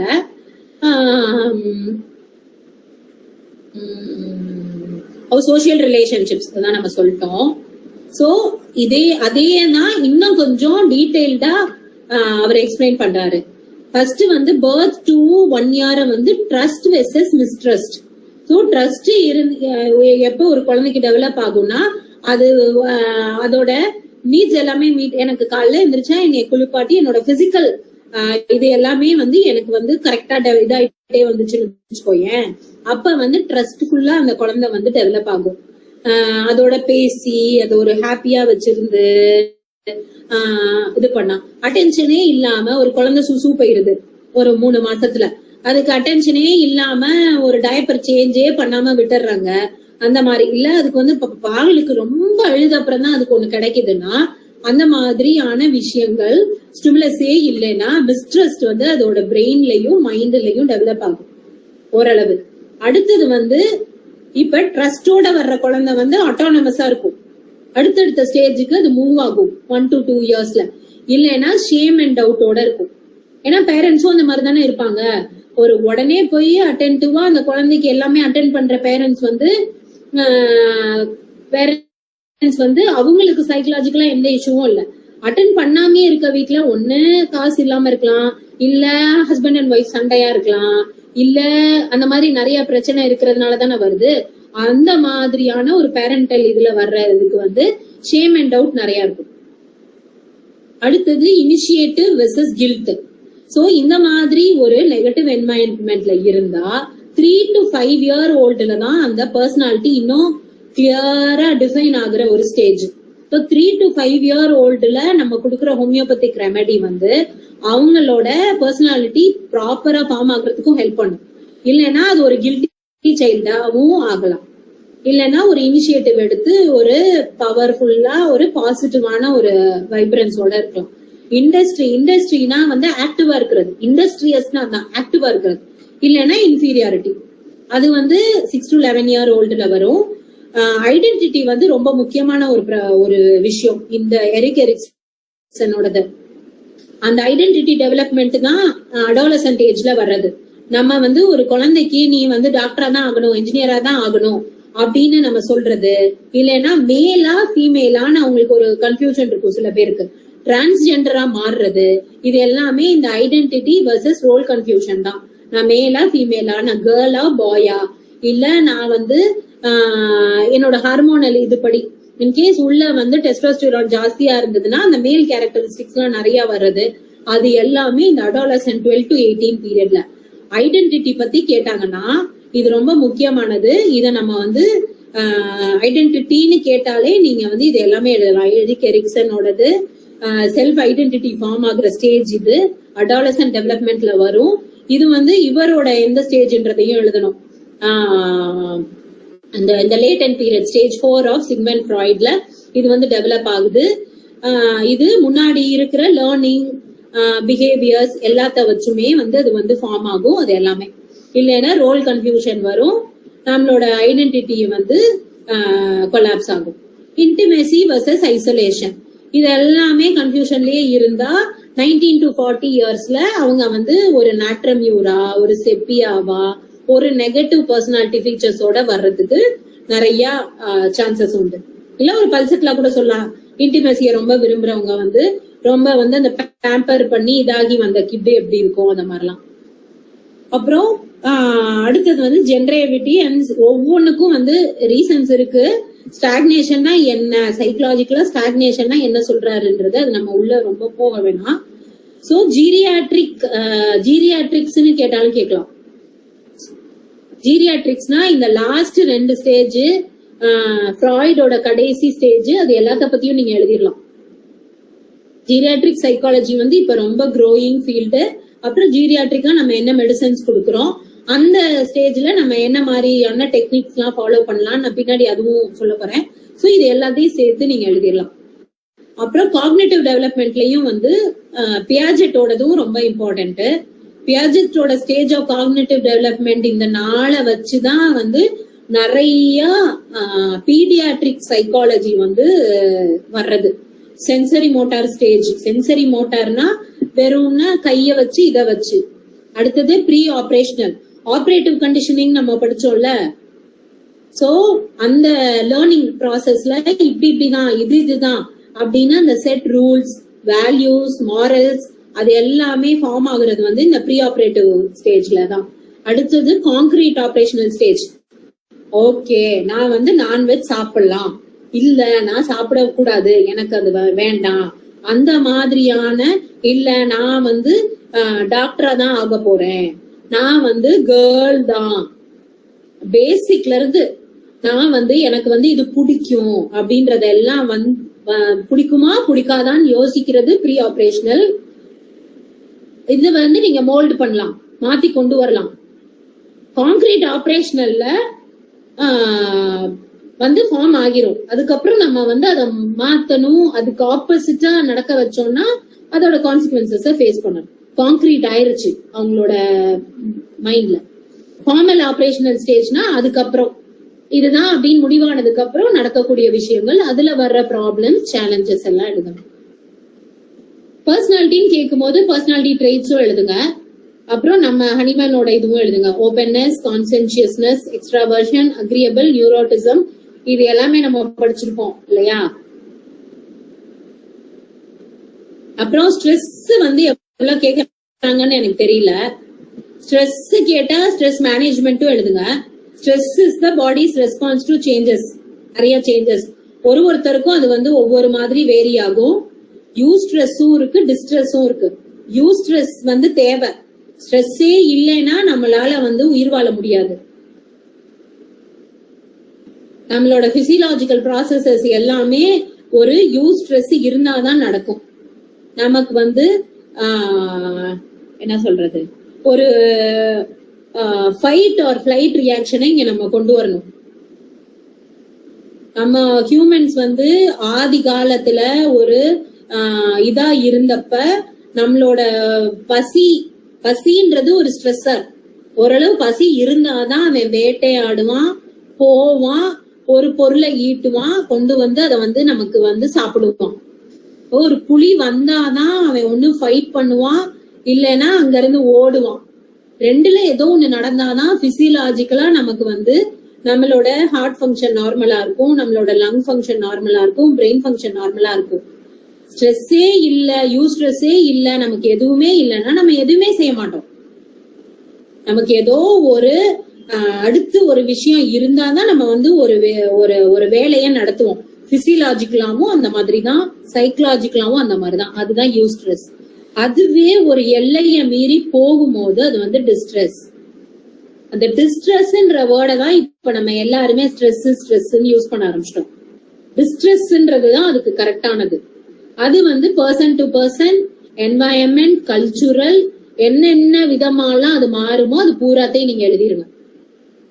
ஒரு பர்சனுக்கு வந்து 0 டிகிரிலயும் நல்ல சந்தோஷமா ஐஸ்ல விளையாடுவான், ஒண்ணுமே இதாகாது, சும்மா ஒரு ஜாக்கெட்டை மட்டும் போட்டு போய் விளையாடுவான். ஒரு பர்சனுக்கு வந்து விரைக்கிற குளிரு, இதனால ஒண்ணுமே பண்ண முடியாது அப்படின்னு இருக்கும். சோ இந்த பர்சனோட ஸ்ட்ரெஸ் வந்து இன்னொரு பர்சனுக்கு ஸ்ட்ரெஸ்ஸா இருக்க தேவையில்லை. அதுவும் வந்து என்ன மாதிரியான ஸ்டிமுலஸோ அதை பொறுத்து மாறும். ஹீட்டுக்கு ஒரு மாதிரி இருக்கலாம், எக்ஸ்டர்னல் இமோஷன்ஸ்க்கு ஒரு மாதிரி இருக்கலாம். ஒரு அம்மா திட்டிக்கிட்டே இருப்பாங்க, ஒரு பிள்ளை அழுனாலும் ஒரு சொன்ன உடனே ஒரு பிள்ளை வந்து என்னனால பரவாயில்லன்னு எரும மாட்டுல மழை பெஞ்ச மாதிரி ஏன் இருக்கு அப்படின்னு கேட்பாங்கல்ல. சோ இந்த ஸ்ட்ரெஸ் வந்து ஒவ்வொருத்தருக்கும் வேற வேற, depends on the ஸ்டிமுலை, it depends on the environment, it depends on learning அப்படின்னு நம்ம முன்னாடி உள்ள அவங்களோட திங்கிங் ப்ராசஸ் எப்படி இருக்கு, அவங்களோட ப்ரீவியஸ் பிஹேவியர் எப்படி இருக்கு, அந்த எதிர்த்தாப்புல வர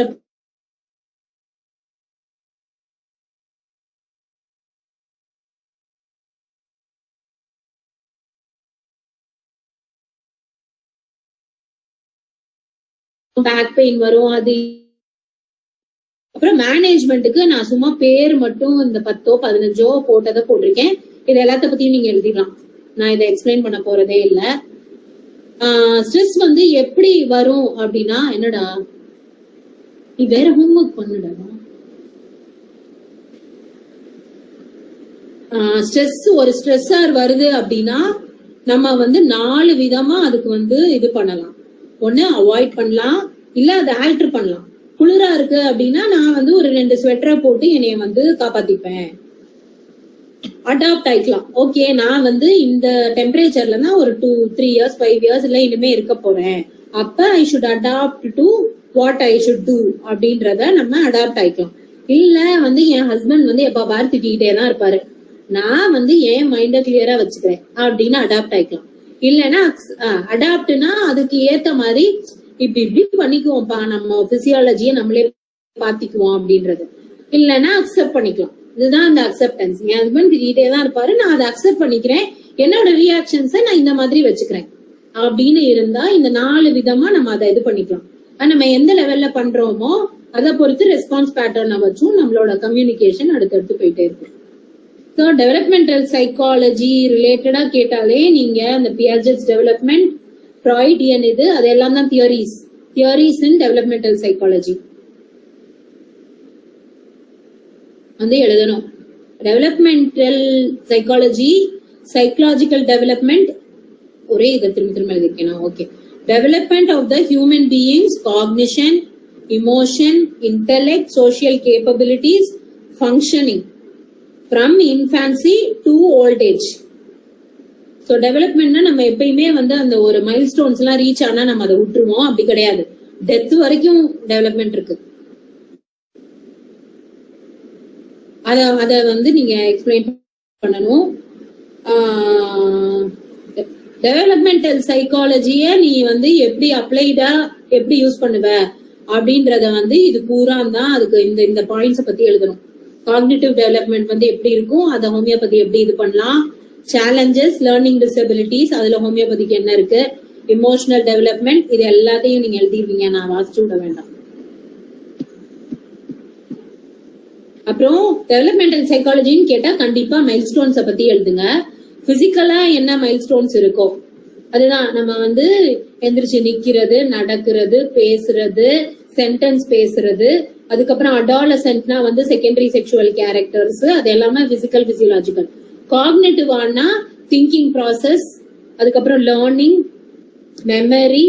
ஓல்டேஜ் ஆனா மெமரி லாஸ் ஆகும். அது பூரா அந்த ஒரு ஸ்டெப் பை ஸ்டெப்பா அட்டென்ஷன் எவ்வளவு இருக்கும், ஒரு குழந்தைக்கு அட்டென்ஷன் அவ்வளவா இருக்காது, ஒரு அடாலசென்ட் வரும்போது அட்டென்ஷன் ஸ்பேன் கூடும், அப்புறம் திரும்ப வந்து ஓல்டேஜ் ஆனா குறையும். சோ அதுல ஒவ்வொரு ஸ்டெப்பா யோசிச்சு எப்படி இருக்குன்றதை எழுதுங்க. Social and emotional mile stones தான் வந்து ஒரு குழந்தைக்கு ஒருத்தங்க வெளியில இருந்து வந்தாங்கன்னா எப்படி பிஹேவ் பண்ணும், ஸ்ட்ரேஞ்சர் யாரு நம்ம சார்ந்தவங்க யாருன்றது தெரியாது, ஆனா ஒரு அடல்ட்டுக்கு நல்லாவே தெரியும். சோ அந்த மாதிரி சோசியலா எப்படி பண்ணணும்னு. அப்புறம் கம்யூனிகேட்டிவ் மைல் ஸ்டோன்ஸ், இந்த மைல் ஸ்டோன்ஸை பத்தி எழுதுங்க. 7 ஸ்டேஜஸ் ஆஃப் டெவலப்மெண்டல் சைக்காலஜி. தியரிஸ்ன்னு கேட்டா ஃப்ராய்டோடது, பியேஜெட்டோடது, அது எல்லாமே எழுதணும். ஜெனரலா கேட்டா அதே விஷயம் தான். இந்த 7 பாயிண்டையும் எழுதிட்டு அவங்க சொன்னதை அதுக்குள்ள கொண்டு வந்துக்கும், அதை உள்ள மேட்ச் பண்ணுங்க. ஆனா இந்த 7ஐயும் எழுதுனீங்கனாலே அது வந்துரும் உள்ள. பட் இது வந்து வைட்லி அக்செப்டட். பீடியாட்ரிக்ஸ்ல இதை வச்சுதான் எடுப்பாங்க, மிச்சதெல்லாம் தியரிஸா போயிடும். ஆனா கான்செப்ட்ஸ் அதுக்குள்ள இருந்துதான் வரும். இது 7ஐயும் வச்சுக்கோங்க. அப்ளைட் சைக்காலஜி எப்படி வந்து அப்ளை பண்றோம் அப்படின்றது இதெல்லாம் நமக்கு தெரியும். இதுல ஏதாவது உங்களுக்கு புரியலையான்னா அதை கேளுங்க. பிஹேவியரல், பயோசைக்கலாஜிக்கல்னா பிரெயினோட ஃபங்க்ஷன்ஸ் எப்படி இருக்கு, பயாலஜிக்கலா அதை வந்து நம்ம எப்படி மாத்தலாம். இப்போ ஒரு ஹார்மோனல் இன்ஜெக்ஷன் போடுறது, அது இது பிரெயினை எப்படி இது பண்ணுதுன்றது பயோசைக்காலஜி. கிளினிக்கல்னா abnormal disease diagnosis, schizophrenia, depression, anxiety எல்லாத்துக்குமே, மைனர் மென்டல் டிசார்டர்ல இருந்து எல்லாத்துக்குமே கிளினிக்கல். அப்புறம் காக்னிட்டிவ், நம்மளோட ப்ராசஸஸ் எல்லாத்தையும் எப்படி இது பண்ணணும்னு. கம்பேரிட்டிவ்னா ஒரு செட்டிங்ல இருந்து இன்னொரு செட்டிங்கா கம்பேர் பண்றது. இப்ப ஸ்கூல்ல வந்து சைக்கலாஜிக்கலா எப்படி நடக்குது, ஆனா ஒரு இண்டஸ்ட்ரியில எப்படி நடக்குது, அது அந்த மாதிரி பண்றது. கவுன்சிலிங் சைக்காலஜி உங்களுக்கு தெரியும். Cross cultural of course. டெவலப்மெண்டல் வந்து பீடியாட்ரிக், எஜுகேஷனல், எக்ஸ்பெரிமெண்டல், இதெல்லாமே நம்ம பேசியிருக்கோம். ஃபாரன்சிக் வந்து சூசைட்ஸ், கிரிமினல் பிஹேவியர், அது எல்லாத்தையும் பாக்குறது. ஏன் வந்து ஒருத்தர் கொலை பண்ணோம், சைக்கலாஜிக்கலா மைண்ட்ல என்ன ஓடுச்சு, அந்த ஆங்கர், அதை பத்தி எல்லாம் பாக்குறது. அப்புறம் சூசைட்ஸ், ஹோமிசைடு, அதெல்லாம் ஃபாரன்சிக் சைக்காலஜி கீழே வரும்.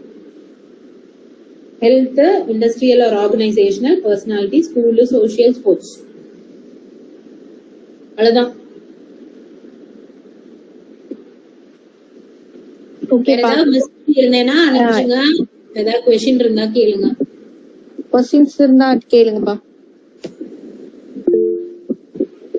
எஸ்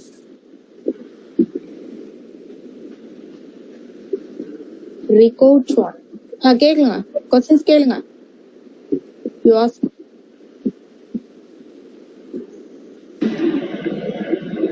மேம், இந்த மக்களுடன் ஹோமியோபதி அது இணையறதுக்கு லிங்க் எதுவும் இருந்தா தாங்க மேம். ஷூர். உங்க நம்பர், நீங்க எந்த காலேஜ், உங்க பேரு எல்லாத்தையும் இப்போ எங்களுக்கு மெசேஜ் பண்ணிடுங்க. we take the screenshot and will send you a link. ஒரு நம்பரை சொல்லேன். உங்க நம்பர் கொடுத்துருங்க மேம். நான் வந்து உங்களுக்கு நம்பர் கூட. ஓகே ஓகே, நம்பர் கூட. என்ன ரேஷ்மா சொல்லுங்க.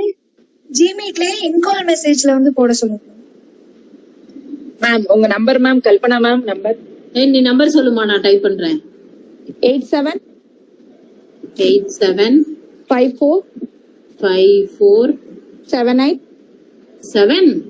78 78 00. என்ன நீ நிறைய நம்பர் மிஸ் ஆகுது. 87 54 78 70 70 70. So you may Thank you, ma'am. message me and we will add you and send the link. Okay ma'am. Okay ma'am. Okay, anything else? Questions கேளுங்கப்பா. Doubts இருந்ததுன்னா, இது வரைக்கும் புரிஞ்சுதா உங்களுக்கு இல்ல புரியலையா, எப்படி இருந்துச்சு இந்த செஷன், அதையும் சொல்லுங்க.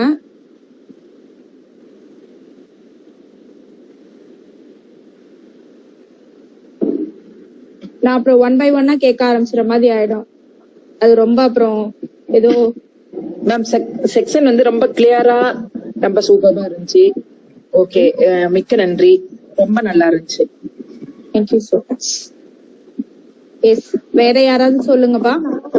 நிறைய விஷயம் தெரிஞ்சுக்கிட்டோம் நாங்க.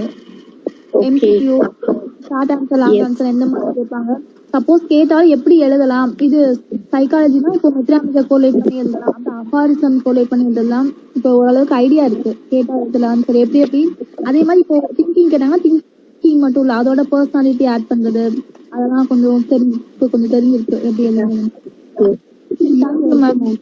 தேங்க்யூ. பேரப்பா. மேம், எனக்கு ஒரு டவுட் மேம். கேளுங்க.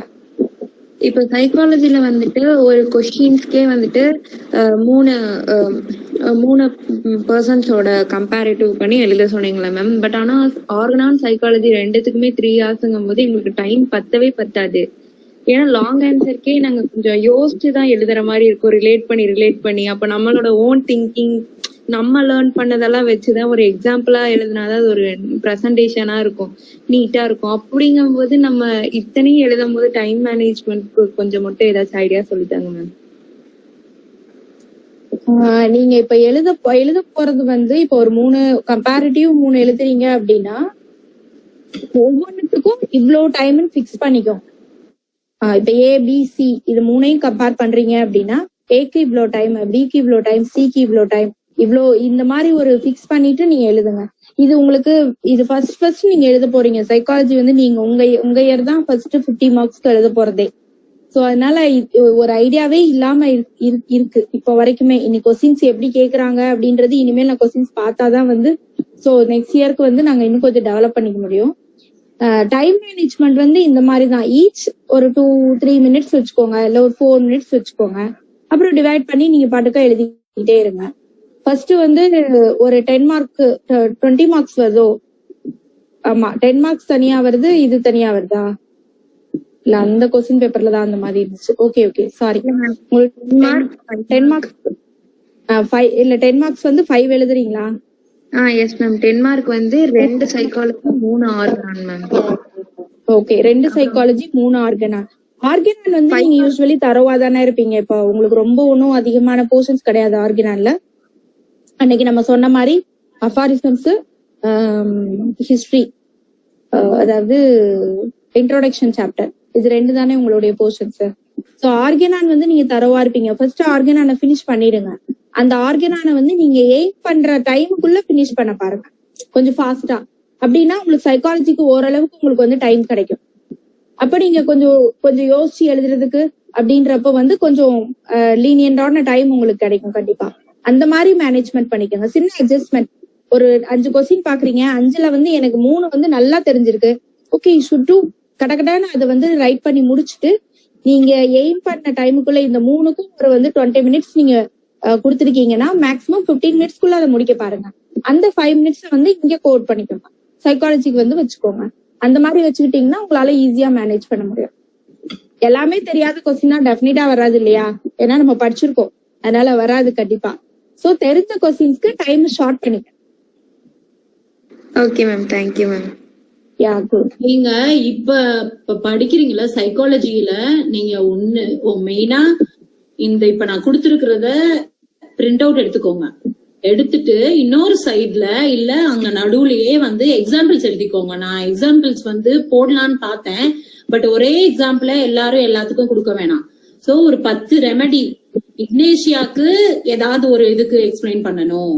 அதே மாதிரி அஃபாரிசமையும் இங்கேயே நீங்க கோட் பண்ணி எழுதி வச்சுக்கோங்க. ஒவ்வொன்றுக்கும் எந்த அஃபாரிசம நம்ம எழுதலாம் அப்படின்றத ஒரு எக்ஸாம்பிள் அந்த மாதிரி கொஞ்சம் நீங்க இங்கேயே அதை ப்ரிப்பேர் பண்ணிக்கிட்டீங்கன்னா அங்க போய் எழுதும் போது செம ஈஸியாயிரும். எக்ஸாம்பிள அங்க போய் யோசிக்காதீங்க. எக்ஸாம்பிளையும் நீங்க இங்கேயே ஓரளவு நான் சொன்னதா இருக்கலாம், இல்ல நீங்களா சில இதை யோசிச்சு அது ஒரு 1 hour ஸ்பெண்ட் பண்ணீங்கன்னா போதும். சைட்லயே எழுதிட்டீங்கன்னா அப்படியே அங்க போய் எக்ஸாம்பிள யோசிச்சுட்டு இருக்க வேணாம், அப்படியே எழுதிடலாம். அதுக்குதான் நான் எக்ஸாம்பிள் சொன்னேன். அக்ஸோமிக்கான இந்த மாதிரி தாட் ப்ராசஸ் இருக்கும், இந்த மாதிரி ஆகும், இதாகும்னு. அப்ப அந்த மாதிரி நீங்க ஒரு 4-5 ரெமெடி ஆர்கனான்ல 210ல இருந்து 230 வரைக்கும் உள்ள அஃபாரிசம்ல எந்த அஃபாரிசம எங்க நம்ம கோட் பண்ணணும், எந்த வேர்டை கோட் பண்ணணும் அப்படின்னு அதையும் கொஞ்சம் எழுதி வச்சுக்கோங்க.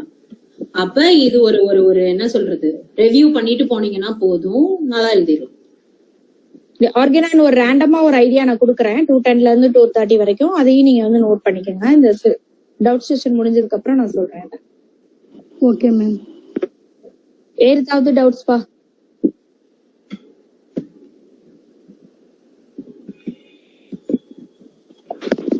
அந்த சைக்காலஜில எம்சிக்யூஸ்க்கு ஏதோ பிடிஎஃப் மாதிரி இருக்கா மேம்? இந்த மாதிரி அப்படி இது வரைக்கும் எதுவும் வரலப்பா.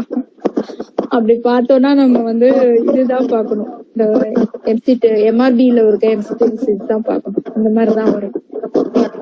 இல்ல மேக்சிமம் அந்த மென்டல் ஏஜ் கேட்பாங்க, நேம் வச்சு கண்டிப்பா ஒண்ணு கேட்பாங்க. சிக்மண்ட் பிராய்ட் வச்சு ஒரு கொஸ்டின் டெஃபினட்டா வரும். நீங்க கொஞ்சம் மியூட் பண்ணிக்கோங்க சுகுபதி, உங்களை மியூட் பண்ணிக்கோங்க. ஏஜ் மென்டல் ஏஜ் வச்சு ஒரு கொஸ்டின்ஸ் கண்டிப்பா வரும். அப்புறம் வந்து டாக்டர்ஸ் ஃபைண்ட் அவுட் அதை வச்சு, அதாவது சிக்மண்ட் ஃப்ராய்ட் என்ன இது பண்ணாரு அப்படின்றவங்க. அப்புறம் இப்ப மேம் சொன்னாங்கல்ல 2-3 பேர் நிறைய இம்பார்ட்டன்ட் நேம்ஸ் எல்லாம் நிறைய சொன்னாங்க, அதுல இருந்து ஒரு கொஸ்டின்ஸ் டெஃபினட்டா வரும். அப்புறம் ஆர்கனான் ரிலேட்டடா இருக்க கொஸ்டின்ஸ் டெஃபினட்டா வரும்.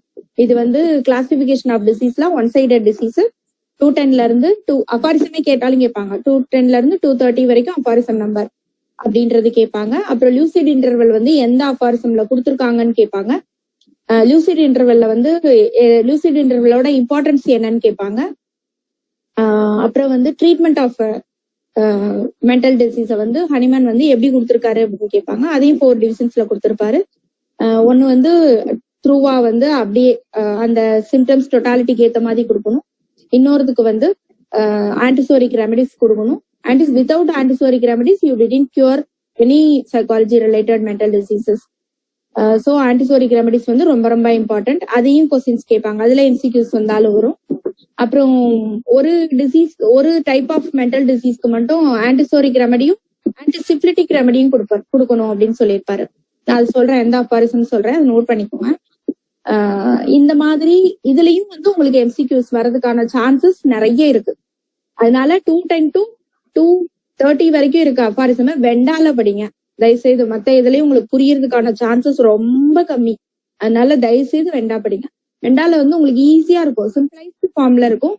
பட் எழுதுறப்ப வந்து உங்க ஓன் லெட்டர்ஸ்ல எழுதுங்க. ஏன்னா சில டீச்சர்ஸ்களுக்கு வந்து ப்ரொஃபசர்ஸ்களுக்கு வந்து வெண்டா கோட் பண்றது பிடிக்காமையும் இருக்கலாம். அதனால நீங்க எழுதுறப்போ உங்க ஓன் இன்டர்பிரேஷன்ஸ்ல எழுதிக்கோங்க. பட் அண்டர்ஸ்டாண்ட் பண்றது வந்து இதுல அண்டர்ஸ்டாண்ட் பண்ணிக்கோங்க, வெண்டால அண்டர்ஸ்டாண்ட் பண்ணி. வெண்டா வந்து வெரி சிம்பிள் இங்கிலீஷ் தான், உங்களுக்கே நல்லா புரியும்.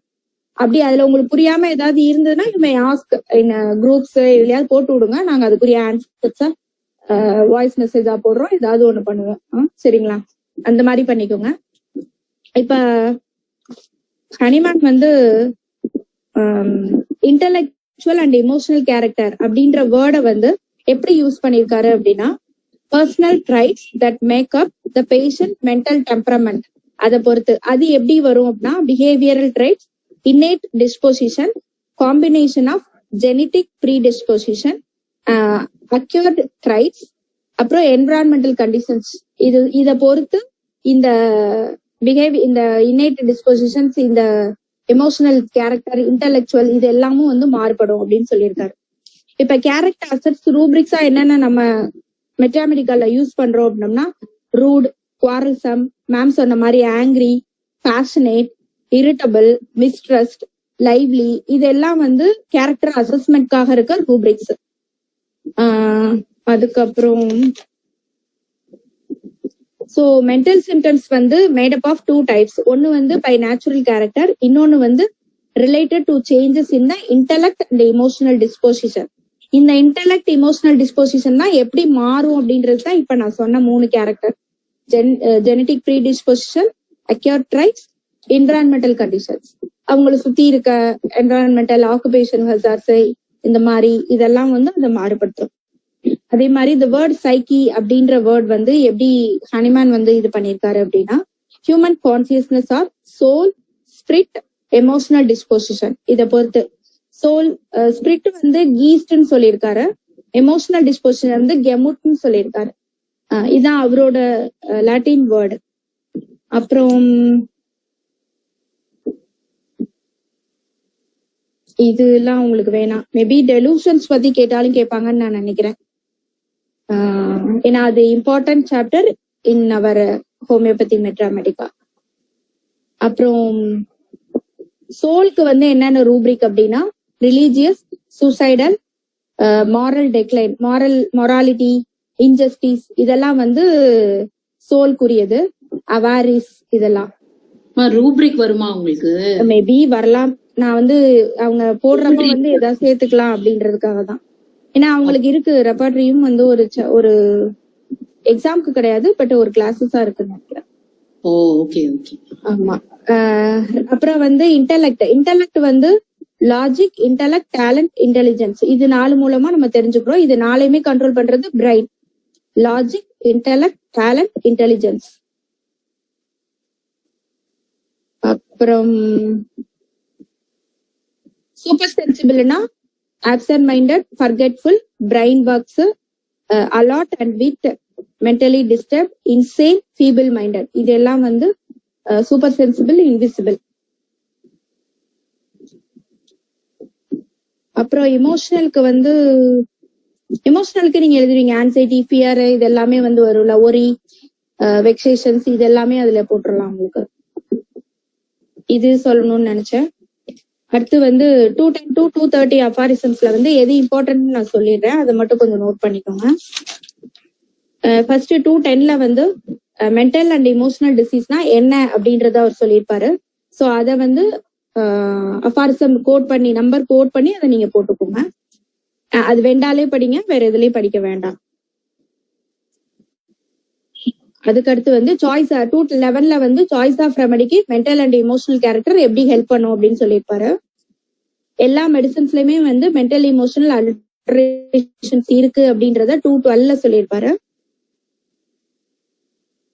அதே மாதிரி 213ல வந்து நம்ம செலக்ட் பண்ற ரெமடி வந்து சிமிலரா இருக்கணும் அப்படின்றது வந்து இந்த மென்டல் இமோஷனல் கேரக்டரும் சேர்ந்துதான் சிமிலரா இருக்கணும், வெறுமனே வந்து பிசிக்கல் சிம்டம்ஸ் மட்டும் கிடையாது அப்படின்றது சொல்லியிருப்பாரு.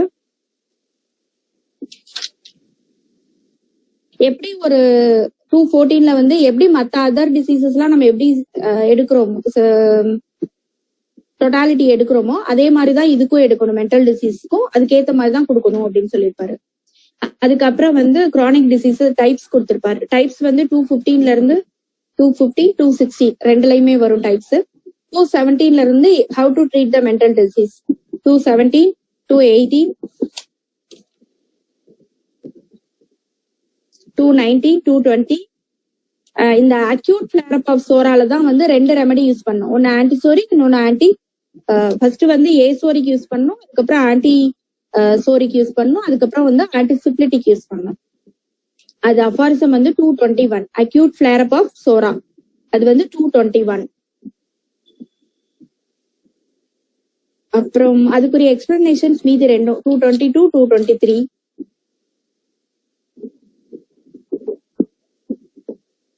அப்புறம் 224ல different kind of emotional, mental and diseases பத்தி சொல்லியிருக்காரு.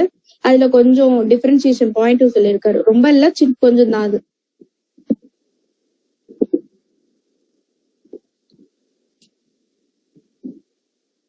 அதுக்கப்புறம்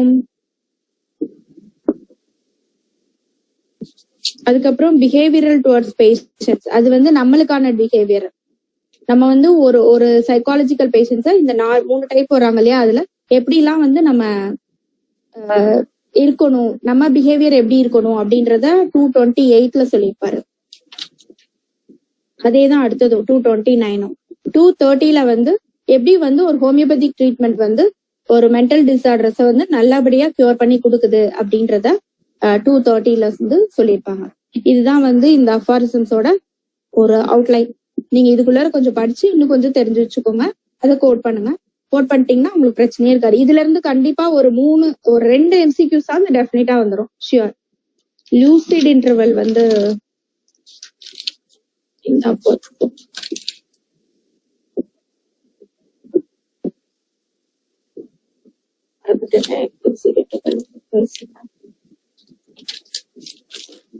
இதுல ஏதாவது டவுட் இருந்ததுன்னா சொல்லுங்கப்பா. எஸ், 219 வந்து லூசிட் இன்டர்வல். லூசிட் இன்டர்வல்னா என்னன்னு கேட்பாங்க, லூசிட் இன்டர்வலோட இம்பார்ட்டன்ஸ் என்னன்னு கேட்பாங்க. இதை நீங்க படிச்சு இது பண்ணிக்கோங்க. இல்லைன்னா லூசிட் இன்டர்வல்னா வேற ஒன்னும் இல்ல, அந்த மென்டல் டிசீஸ்ல இருந்து ஒரு பிரேக்கப் கிடைக்கும். நம்ம மெடிசன் கொடுக்க போறது அந்த லூசிட் இன்டர்வல்ல தான் நம்ம கொடுக்கணும். அப்படி கொடுத்தாதான் அது வந்து நம்மளுக்கு நல்லபடியா ஆக்ட் பண்ணும். சரியா? அவ்வளவுதான். ஓகேப்பா, பினிஷ் பண்ணிட்டேன். நீங்க ஏதாவது டவுட்ஸ் இருந்தா கேளுங்கப்பா. ஹேண்ட் ரைஸ் பண்ணிருக்கீங்க யாரோ? டவுட்ஸ் இருந்தா கேளுங்கப்பா.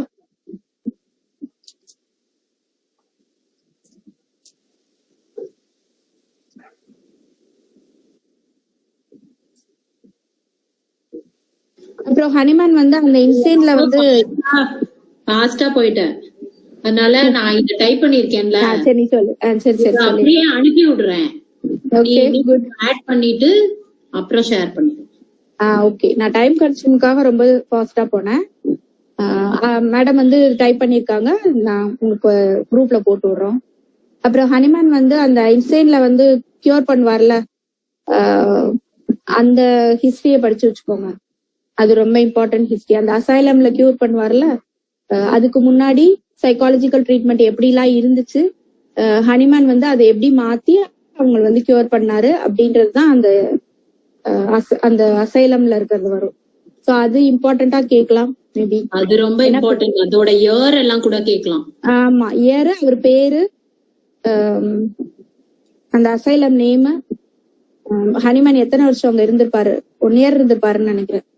அது அப்ப ஹனிமனோட தாட்ஸ் இதெல்லாம் எப்படி இருந்தது அப்படின்றதெல்லாம் வந்து அந்த ப்ரீவியஸ் ட்ரீட்மெண்ட், அந்த அலோபதி ட்ரீட்மெண்ட் வந்து எந்த மாதிரி ரொம்ப கொடூரமா இருந்தது, அது எல்லாத்தையும் நீங்க சொல்லிட்டு homeopathic point of view join பண்ணிவிடுங்க. சோ மாடர்ன் மெடிசன்ல வந்து சைக்காலஜின்றது வர்றதுக்கு முன்னாடியே சைக்கியையும் சைக்கலாஜிக்கல் இதையும் சொல்றது வந்து ஹனிமனோட அந்த இயர், அந்த அபாரிசம், அது எல்லாத்தையும் நீங்க இது பண்ணிக்கணும். ஏன்னா ஹிஸ்டரியும் வருதுன்னா இது ரெண்டையும் சேர்த்து கேட்கலாம்ல. ஹிஸ்டரி, லைஃப் ஹிஸ்டரி, அது எல்லாத்தையும் சேர்த்து கேட்கலாம். இல்ல நம்ம கோட் பண்ணலாம், நீங்க தாராளமா எங்க வேணாலும் இதை நீங்க வந்து கோட் பண்ணிக்கலாம். Homeopathic point of view psychology அப்படின்னு கேட்டா கூட இதை நீங்க எழுதலாம், நோ ப்ராப்ளம். இதுல ஒரு தப்பும் கிடையாது. அவங்க கேட்கலனாலும் நீங்க ஒரு பேராகிராஃப் கடைசியில மோட்டிவேஷனுக்கு ஹோமியோபதியில என்ன ரெமெடி இருக்கு, அது நம்ம என்ன குடுக்கறோம்னு நீங்க தாராளமா எழுதலாம். இப்போ ஒரு பர்சன் வந்து டிமோட்டிவேட்டடா, டிப்ரெஸ்டா, யாரோ ஒரு இறந்து போயிட்டாங்கன்னு டிமோட்டிவேட்டடா வீட்லயே உட்கார்ந்துருக்காங்கன்னா அவங்களுக்கு வந்து ஒரு இக்னேஷியா கொடுத்தா அவங்களுக்கு வந்து மோட்டிவேஷன் லெவல்ல ஒரு செயலை செய்யணும்ன்ற இது எல்லாமே இம்ப்ரூவ் ஆகும். அந்த மாதிரி ஒரு 10 ஒரு கொஞ்சம் ரெமெடிக்கு நம்ம எழுதிக்கலாம். கண்டிப்பா அவங்க கேட்கலனாலும் நீங்க எழுதலாம். வேற ஒண்ணுமே கிடையாது. ஆமா, வேற ஒண்ணுமே கிடையாது. நீங்க குடுக்குற பாயிண்ட நீங்க ஜஸ்டிஃபை பண்ணிருங்க, அவ்வளவுதான் விஷயம். வேற எதுவுமே இல்ல.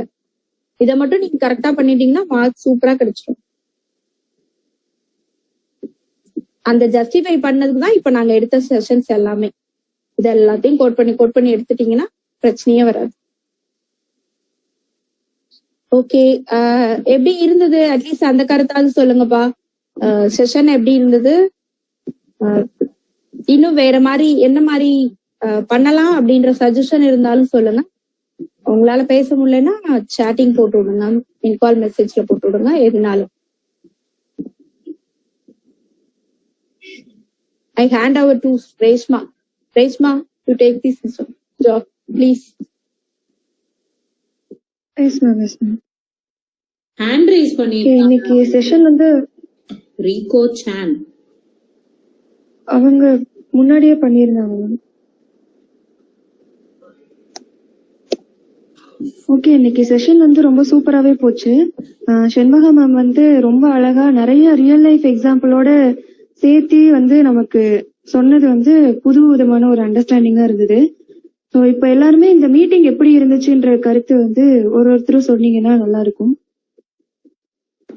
மேம் நல்லாவே நடத்துனாங்க, புரிஞ்சுது, நல்லா புரிஞ்சுது எங்களுக்கு. ஓகேப்பா, ஓகே.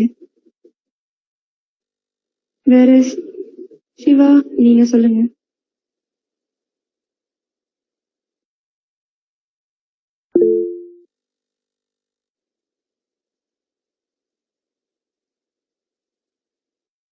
கிருஷ்ணபிரியா, நீங்க சொல்லுங்க.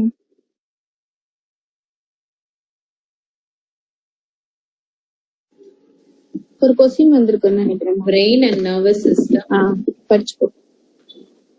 எப்படி ரிலேட் ஆகுது emotion, thinking, behaviour? Emotion, thinking, behaviour, அத கொஞ்சம் எலாபரேட் பண்ணா நல்லா இருக்கும். அதான் பிரெயின் அண்ட் நர்வஸ் சிஸ்டம், அது ஒன்னொன்னுக்கும் வந்து இமோஷனல் சென்டர், இமோஷன்ஸ்ல என்னென்ன இதுன்னு அது ஒரே டயக்ராம் தான். அது வந்து நான் அனுப்பிச்சு விடுறேன், அது பார்த்தாலே அது புரிஞ்சிடும்.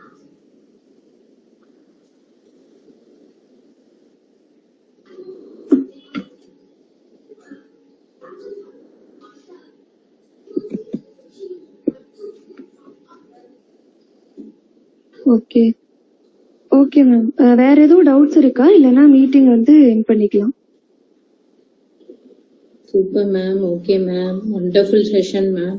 தேங்க்ஸ். தேங்க்யூ.